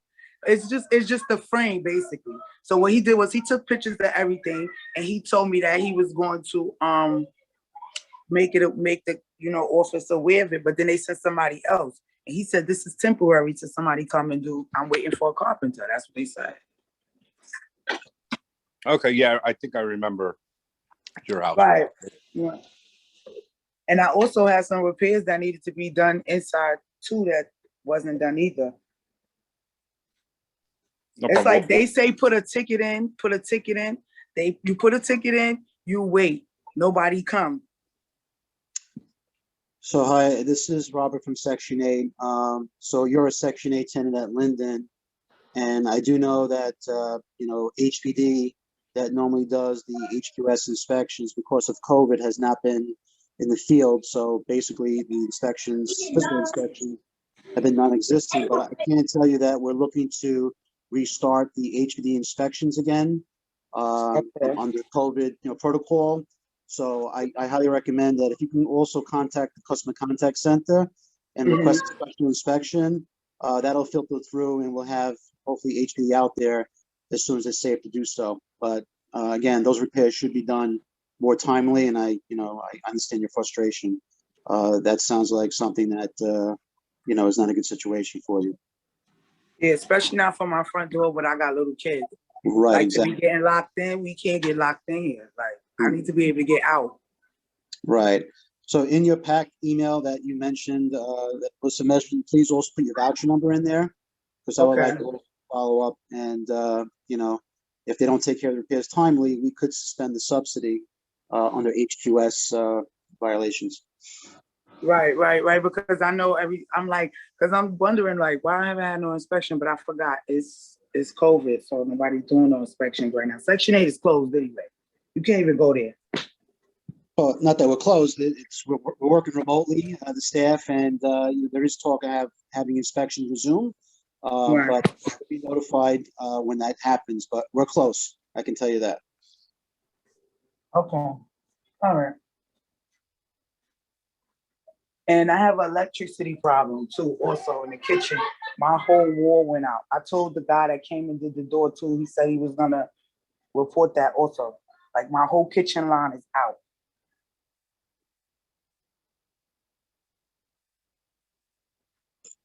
Understood. And again, please communicate that so that eventually when HPD does go out, they'll do a full apartment inspection.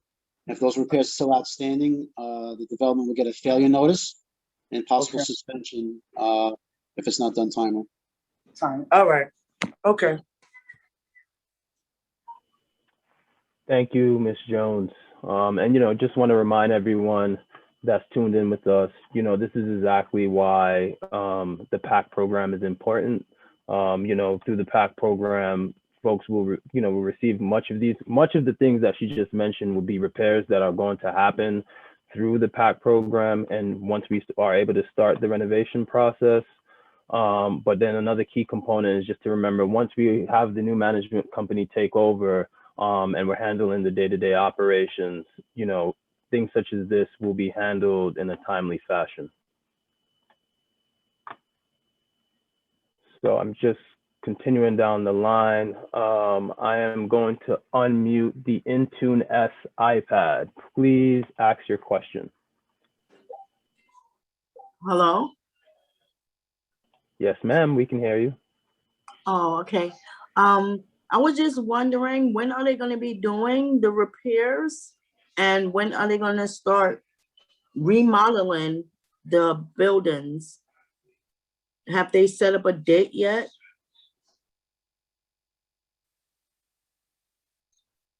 Sorry, so we don't have the exact date as to when we are going to start the repairs. However, we do anticipate that the repairs are going to start this winter. Okay. I was just wondering, when they do start the repairs, do we have to leave our apartments, or are they going to place us somewhere else, or we stay in our apartments while they do it, or what? And actually, let me just rephrase that because I made a mistake. So we expect the repairs to, we expect the renovation to be completed in the winter of 2023. However, we expect the construction to start this fall of 2021. All right, so I just wanted to clear up that discrepancy. And as far as your question, so you were asking about the repairs and how do we plan to do it? So as far as the renovation work, it's going to take place while tenants are in place. However, I believe a few months ago, we did circulate documentation to all of the residents, and something that you should have received amongst that documentation was a COVID safety plan. So that COVID safety plan, it outlines how we plan to keep folks safe and mitigate the risk of COVID as we're doing inspections and starting the renovation work. It also specifies something about hospitality units or suites. So what every resident is going to have the ability to do is request the use of a hospitality unit, which is basically a unit that we're going to have. It's going to be furnished. Residents can request the use of a hospitality unit if their unit is scheduled to receive repairs. Basically, a resident can use the hospitality unit during the hours of construction. So what will happen, let's say, for example, if construction is going to start from it's going to take place during 8 a.m. to 5 p.m. You can request use of the hospitality unit. We will allow you use from the hours of 8 to 5. Once construction is done for that day, the construction crew will go ahead, make sure they tidy up and everything of that nature. And then you will have the ability to come back into your apartment for that evening. If it's going to be something that's happening over the course of consecutive days, it will follow basically the same protocol. One thing that we're not going to do is we're never going to renovate the entirety of the apartment at the same time. Basically, we will renovate the apartment in sections. I'm not sure if anyone from the construction team is on the line, maybe Barack, but if anyone wants to step in and chime in and add anything to what I said, please go ahead. Feel free to do so now.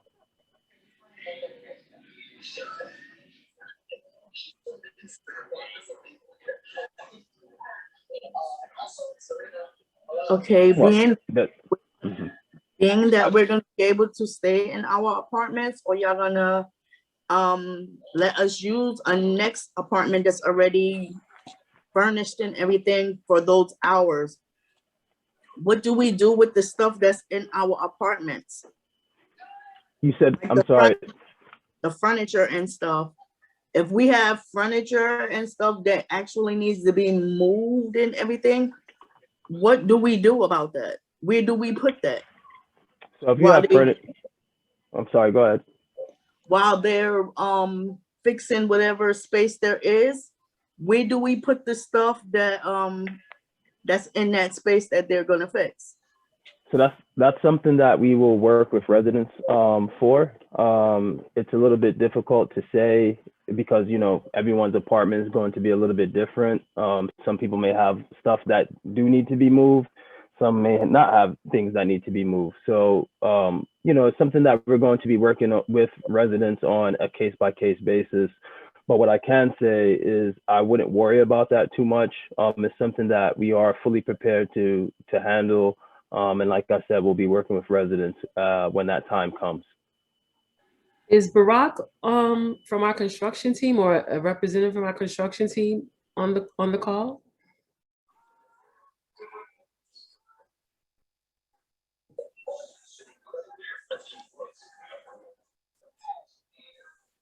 Okay, I guess I can answer from past experience of how it has worked. Generally, in the apartments, we do the kitchens separately. Okay, thanks. Generally do the kitchens separately from the bathrooms. So generally it takes about 3 to 5 days to do each section.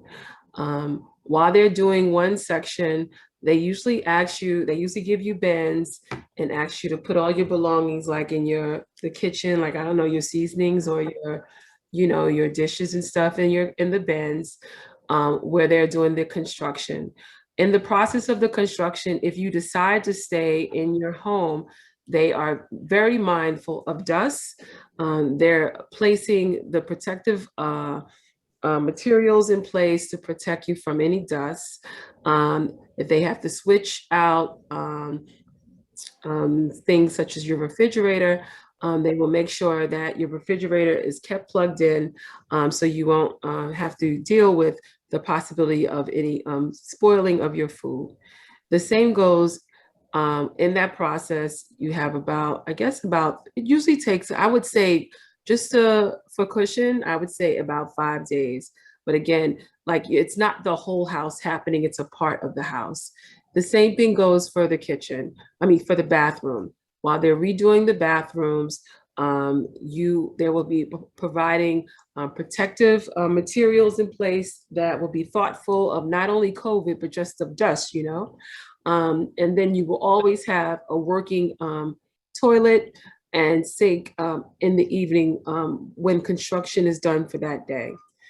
Construction, we really try to be mindful of people's time and people's livelihood. So we don't try to just go in and just do everything at once. When it comes now to doing the flooring and doing the painting and changes like that, we will have a team that will work with residents accordingly. Sometimes you have residents that have a lot more, they've accumulated a lot more, furniture over time, or they have some really really extravagant, furniture that we have to be mindful, and that we should be mindful of protecting and making sure there's no breakage. So once we go in, and that's kind of why we're talking about in the inspections, once we go in, we're able to identify concerns for each respective apartment, and then we will be able to work with you accordingly to make sure that your time is not done in vain, and making sure that your livelihood is put at the highest of respect, but making sure the job gets done. And so if you have an option to go to an apartment, which we call a hospitality suite, which is like a furnished apartment. I mean, it's something that will make sure that it's comfortable, and you have that option if you like, or you're able to stay if you want. Okay, because I have a son. My son has autism and he has asthma. So, it's kind of difficult if they're going to be doing work here. Even if I do apply for one of those hospitality suites that y'all say that y'all have, the apartments, how would I know that my stuff is safe when I leave my apartment with the people that's inside? That's correct. And I think that's an excellent question. First of all, we have insured, and we work, and we are holding our contractors accountable. And like I said, we've done this a number of times. I personally have worked to handle at least about 8,000 renovations to ensure that I would strongly suggest in any situation, if you have valuables, they are put somewhere that or locked somewhere or taken with you just for your own sake. I can't speak for anyone's personal thought process, their character or their behavior, but generally is their understanding that this is a job that needs to be done, and that's just a no-no to even consider stealing or theft. But I will say this, just for your own security and for your own personal sentiments, and of identifying anything that you believe is of worthiness, like, laptop or jewelry, I would either have it on your person or put it in a place where it will be safe. What if you don't have any rooms in your apartment that lock? So what are you supposed to do? Go and buy a lock for your door? Well, you know what? I think if this is an issue specifically for you, because it seems like you may have some items that you have a couple of matters that we need to address. I think we can address yours accordingly. I don't think everyone has the same circumstance as you. And I think what our team is very efficient in working with individual needs. So it's very difficult for me to speak for a group right now, because we may have some solutions for you. Over the time, we have evolved in our practices. So we may have some solutions that will not require you to have to go out your way and make extra expenses. Okay. So you said if we have any jewelry and stuff like that, to take it with us on our person, and money or whatever it is. I was saying for your own peace of mind, ma'am, if you are leaving your house and you are having folks coming to your apartment and you're concerned about security, I would make an effort to make sure that you also secure your items. Okay. All right. Thank you very much. So when we do, they're gonna do the whole entire apartment, renovate the whole entire apartments, or just the kitchens and bathrooms? No, we will address various aspects in your apartment once we do the inspection, but I will say that we will host a meeting specifically for interior design and interior operations in the next meeting coming up. So we're still in the process of finalizing our scope of work, And at that time, we will address what is expected. Okay. All right. Thank you. Thank you. Yeah, have a blessed day. Thanks. I want to ask, do we have any questions from the language lines at this point in time?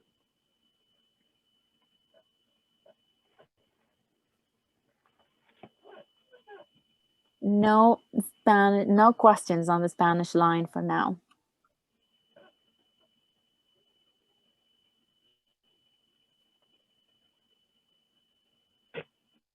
Okay. There are no questions on the Haitian Creole line. All right, thank you. So I am going to call on Ms. Jenkins. Please unmute your mic.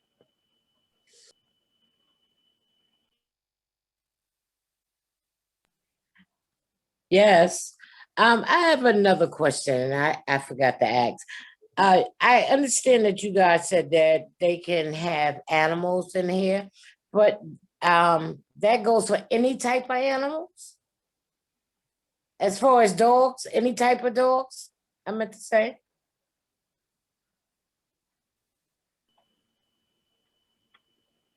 John, Hello? would you? Yeah, John, so would you care to answer this? Yeah, Thank so you. we're still finalizing pet policy, like I said, that we're gonna be getting out. That's gonna outline specifically all those questions. So that means you can have any type of dogs, you're saying? I said that we're still finalizing the pet policy. That's gonna be go out in a couple weeks. That's gonna outline all those specific questions. I didn't say, so once you get that, then that's gonna answer everything for you. Okay, thank you. You're welcome. Thank you. I'm going to call on Marie Mai.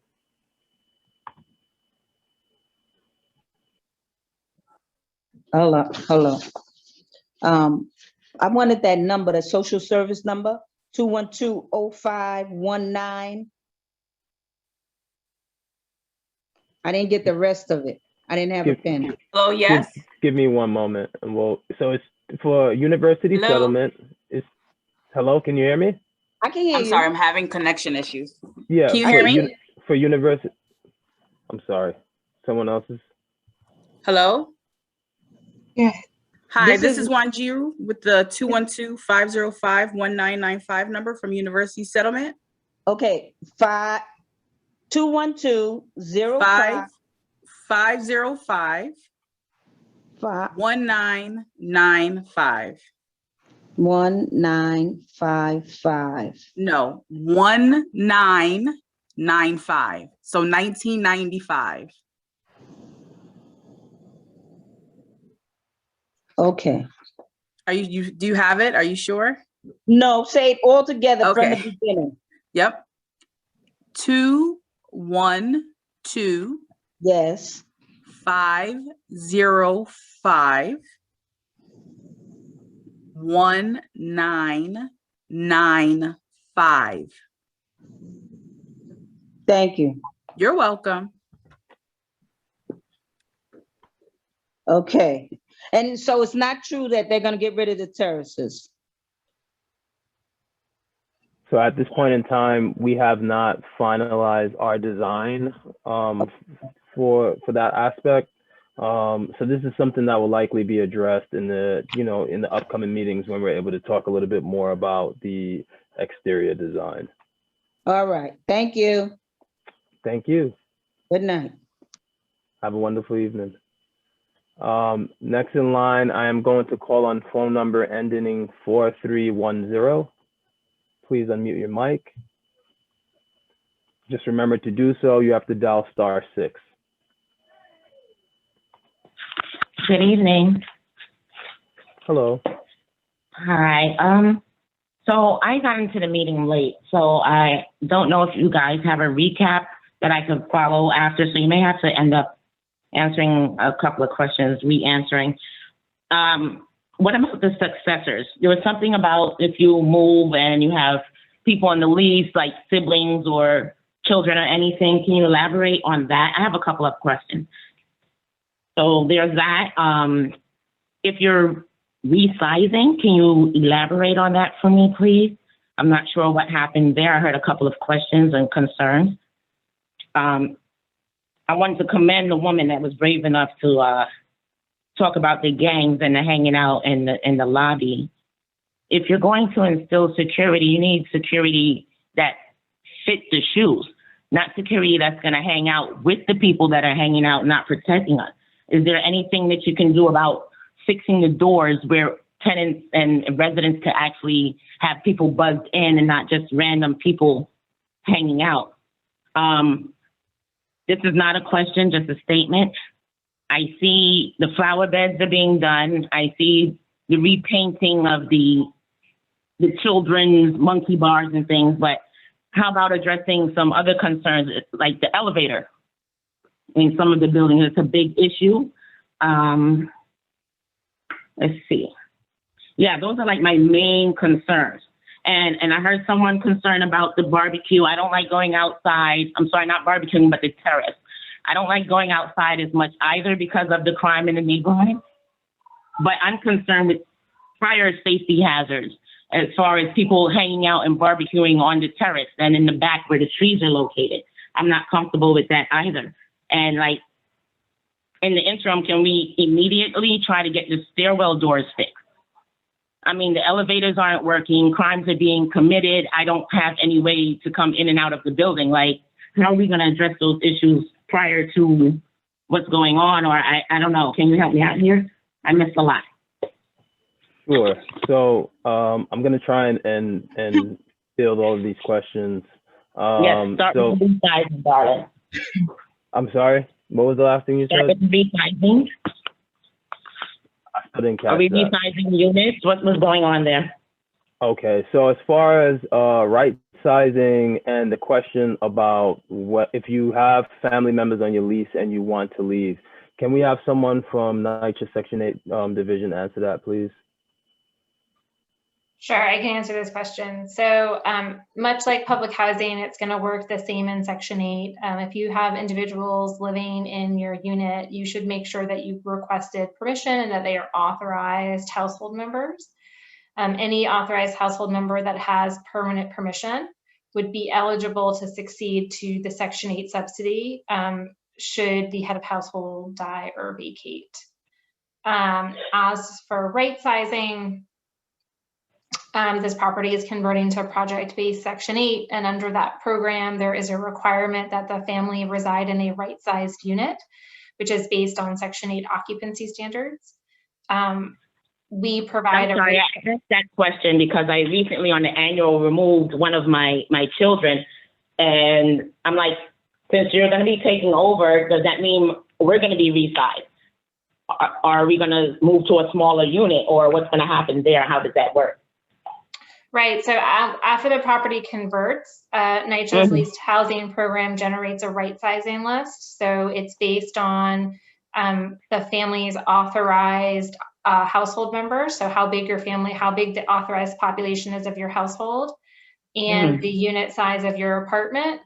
And if those are not within the right occupancy standard, so if you are in a right sized unit under public housing standards, then you don't have anything to worry about. However, if you are in a wrong sized unit under public housing standards, when the property converts to project-based Section 8, then you will be placed on the right sizing list.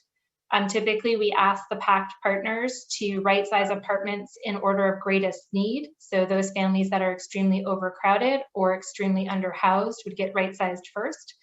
And you only get asked to right size when there is an available unit in your development. So if there is no available unit in your development, you would not be asked to right size.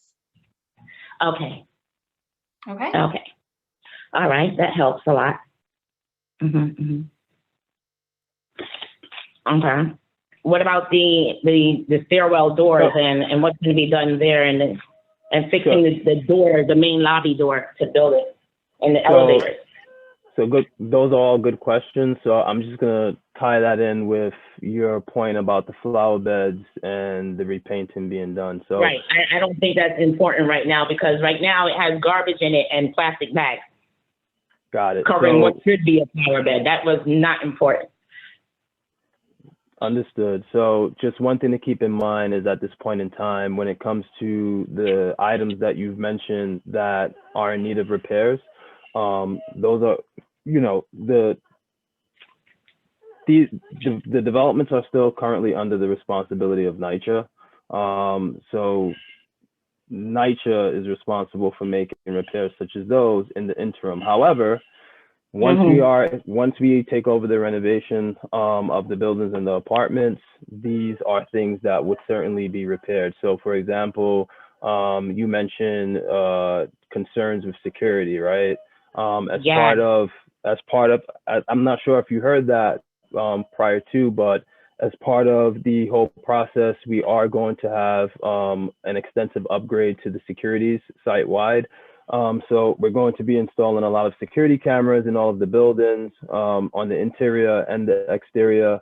We will also have security staff on site as well. And of course, the security cameras are going to be monitored. So it's not going to be a circumstance where, you know, the security cameras are just there just for show. No, they're going to be actively monitored.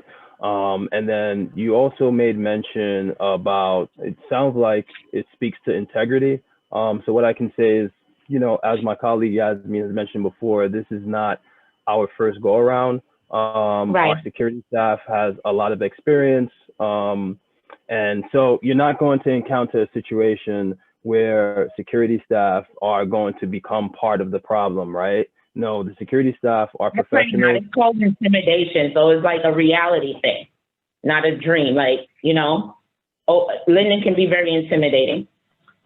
So we need a commendable team. I'm gonna take your word for that. Mike, I'm gonna. This isn't the first time. Mike, I'll let John step in. John, Yeah, I know you have something to say. Yeah, so just to caveat on what Michael was saying, you know, in addition to all those things, we are going to redo the doors and we're going to have access control, a key fob system in place. So you're not going to have people that are not with a resident just standing in the lobby. Like anybody that's in the lobby is either a resident that has a key fob or came with a resident. So that's one way that's going to be the quickest impact from our experience. When you change the locks, you put in those access controls, that reduces a lot of these issues very quickly. And then from there, the addition to all the cameras and this, you know, the on-site personnel. I understand what you're saying. If one guy's walking around and he sees a group of 30 people, what person in their right mind is going to go up and say, yeah, you guys disperse? But when we're looking through a camera system and we call PD and we get to know the residents and have a different approach where we're not just saying, hey, move. You know, it's about how you're approaching, how you deal with the residents, our resident engagement with everyone at the complex, and things that we're putting throughout the complex to try to get everybody out of the buildings and be included in the landscape designs and all these areas that we're going to have. The hope is that that's where everybody's going to be hanging out, in the areas that we have designated to do so. And once we have those relationships, we could continue to work through. So with the relationships, the camera system, and the access controls, a lot of the issues that you outlined will be mitigated. Okay, sounds good. Sounds good. All right. And just one more thing. So I worked more than a year at my job. I just made like a little over a year, and I did this annual research. And as soon as you guys found out my income, there was a drastic increase in my rent. Now, there was money like the other young lady I kept paying and it wasn't showing. That happened to me for about 4 years. Now, the money started to show that NYCHA actually owed me money. In the beginning of May, that money was taken toward this new increase in the rent. And now I'm told I have to pay an additional $600 in June 1st. So we're kind of set, I feel like I'm set up to fail. So is there like a grace period, or is it still going to be like that 15-day, or how does that work? Because here I am thinking I was going to move, and now there's new management and a whole set of new rules. Can you clarify that? How does this work? Or is there someone I can talk to behind the scenes, or, because I don't want to take up too much time. And I know I'm not the only one going through this. Absolutely. So you're right. You're not the only one. I believe someone We else just on the went over call. a pandemic. We're all suffering, and then there's this drastic increase once we do an annual. So someone else asked this about a similar circumstance. So what was, I think the best course of action is if you can email the packed email address. Give me a second and I'll just, can someone switch the slides to the contact slide, please?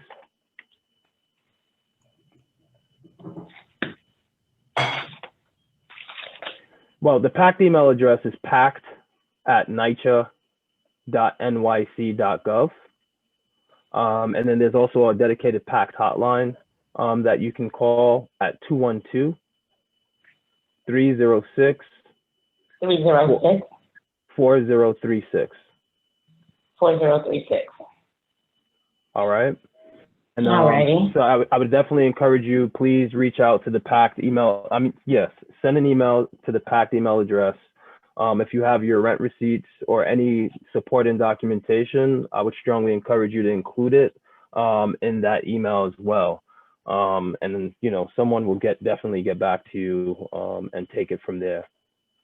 All right. I'll also point out, if by some chance, I don't think this is going to happen, but by some chance, if NYCHA is not getting back to you or you don't get a timely response, please feel free to reach out to us at Stanley Avenue Preservation, and we'll definitely step in and help and make sure that you get the response that you deserve, okay? Yes, thank you. And is there an effective number for NYCHA, or is it just a 707 number? It's the same customer care center number. But that packed hotline phone number is also for NYCHA as well. The one ended in 4036 that I provided to you. Yeah, I have that. Thank you. And also, last thing, I know you guys mentioned coming up with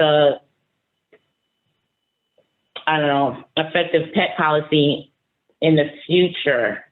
But what's really going on with the pet policy? Is it like just one pet per family, or it goes by size? Or if you already have your pets, are you going to have to give them up, surrender them? How does that work if they're not emotional support animals? So, like we mentioned before, at this point in time, when we're unable to fully speak to that, it's something that we're still in the process of producing. So within a few weeks, we fully expect that it will complete and we'll be able to provide, circulate it along with other documentation to every household. Hi, Michael. This is Lori. I also want to just add that we're not managing the property just yet. Right. So you should still, if you have concerns about pets now, or even the balance on your account, you should still direct them to NYCHA Property Management. Okay. All right. Thank you for your time. Thanks for answering my questions, and I will send an email. And your name is Michael? Yes, my name is Michael, ma'am. Awesome. Thank you so much. And just one other thing Yeah. I wanted to mention. I know you said you were unable to catch the entirety of this meeting. However, we do have a dedicated website for this project, which is Stanley. Sorry, give me one moment. It is Stanley Ave, AVE, preservation.com. So that's Stanley Ave. And there'll be a recap there, Stanley Ave Preservation. Yes, there will be a link that will take you to a video that has this entire recording. Whoa, cool. Thank you so much. Moving forward, are we going to have a couple more before you guys take over? Or is this the last? No, we'll definitely have a few more meetings before the transition. Look forward to it. Thank you. Have a good evening. You too. Thank you for joining us. So at this point in time, I just wanted a quick announcement. We will be closing out the meeting relatively soon. So there's 3 hands that are currently raised in the meeting room. These will be the last 3 questions that were taken for this evening. So after this, if you have any questions, concerns, anything that you want to communicate to us, I would encourage you to please reach out to us via email. You know, we have the management office on site that you can come down to and talk with us in person, or you can just pick up the phone and give us a call. We always look forward to hearing from anyone. So I'm going to call on phone number ending in 8401. Please unmute your mic and just remember, dial *6 from your telephone to do so.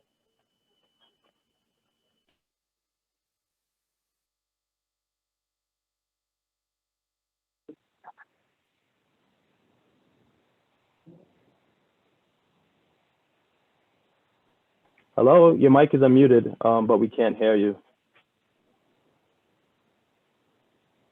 Hello. Good evening, sir. We can hear you now.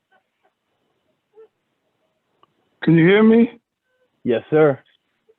Oh, hi. I just want to address what she said earlier about the elevator service being broke all the time, and I think they should put cameras in the elevator because these are people be in the hallway smoking reefer and weed and stuff. And I'm in a wheelchair. I want to know, am I eligible for a lower floor? Because I'm on 13, you know, and with the elevator broke, it's hard for me to get up in my apartment.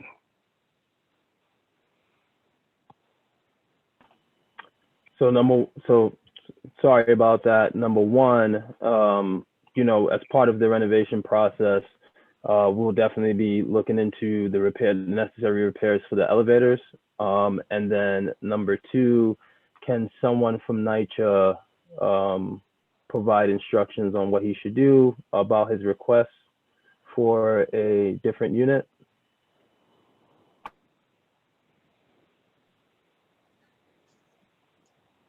Hi, I can respond to that. Have you submitted a transfer request to your public housing property management? No, not yet. Okay, so after the property converts, right? So after the property converts from public housing to project-based Section 8, you can submit a transfer request right away to NYCHA Section 8 program by calling the customer contact center or by doing it online through the tenant portal. The customer contact center is 718-707-7771. And you would just have to indicate on that transfer request form that you are seeking a reasonable accommodation and that the accommodation that you're seeking is a unit on a lower floor. Yeah. Right, so you would have to let NYCHA's Section 8 program know that in the transfer request form. And then we can help you work with the PACT partner to see if there's any units that are available that you could be transferred to.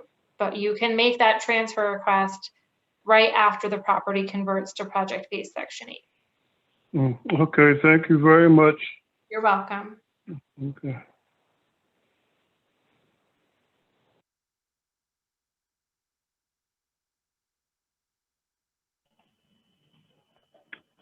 All right, thank you so much. So as I said, unfortunately at this point in time, we are going to be concluding tonight's meeting. We do apologize to anyone who may have a question, but we were unable to get to. As I mentioned before, please feel free to reach out to us. We do look forward to hearing from all of the residents. You can reach out to us via email or by phone. And again, can someone please put up the contact slide?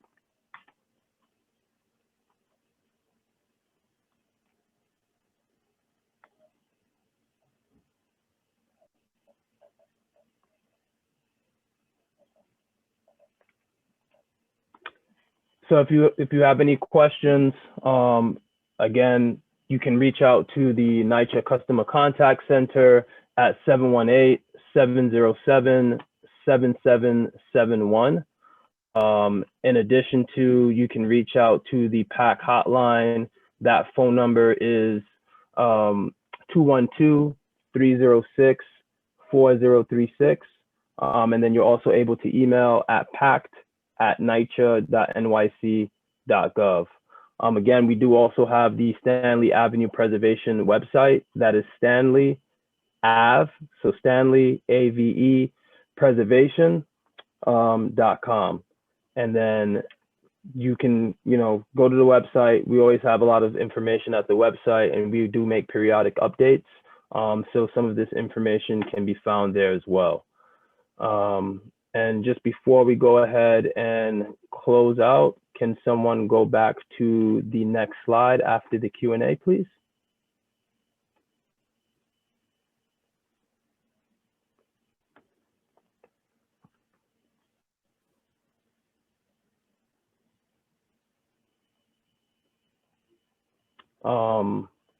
And I'm sorry, I'll just give Mr. Bowman the opportunity to speak if he has something that he would like to share at this point in time.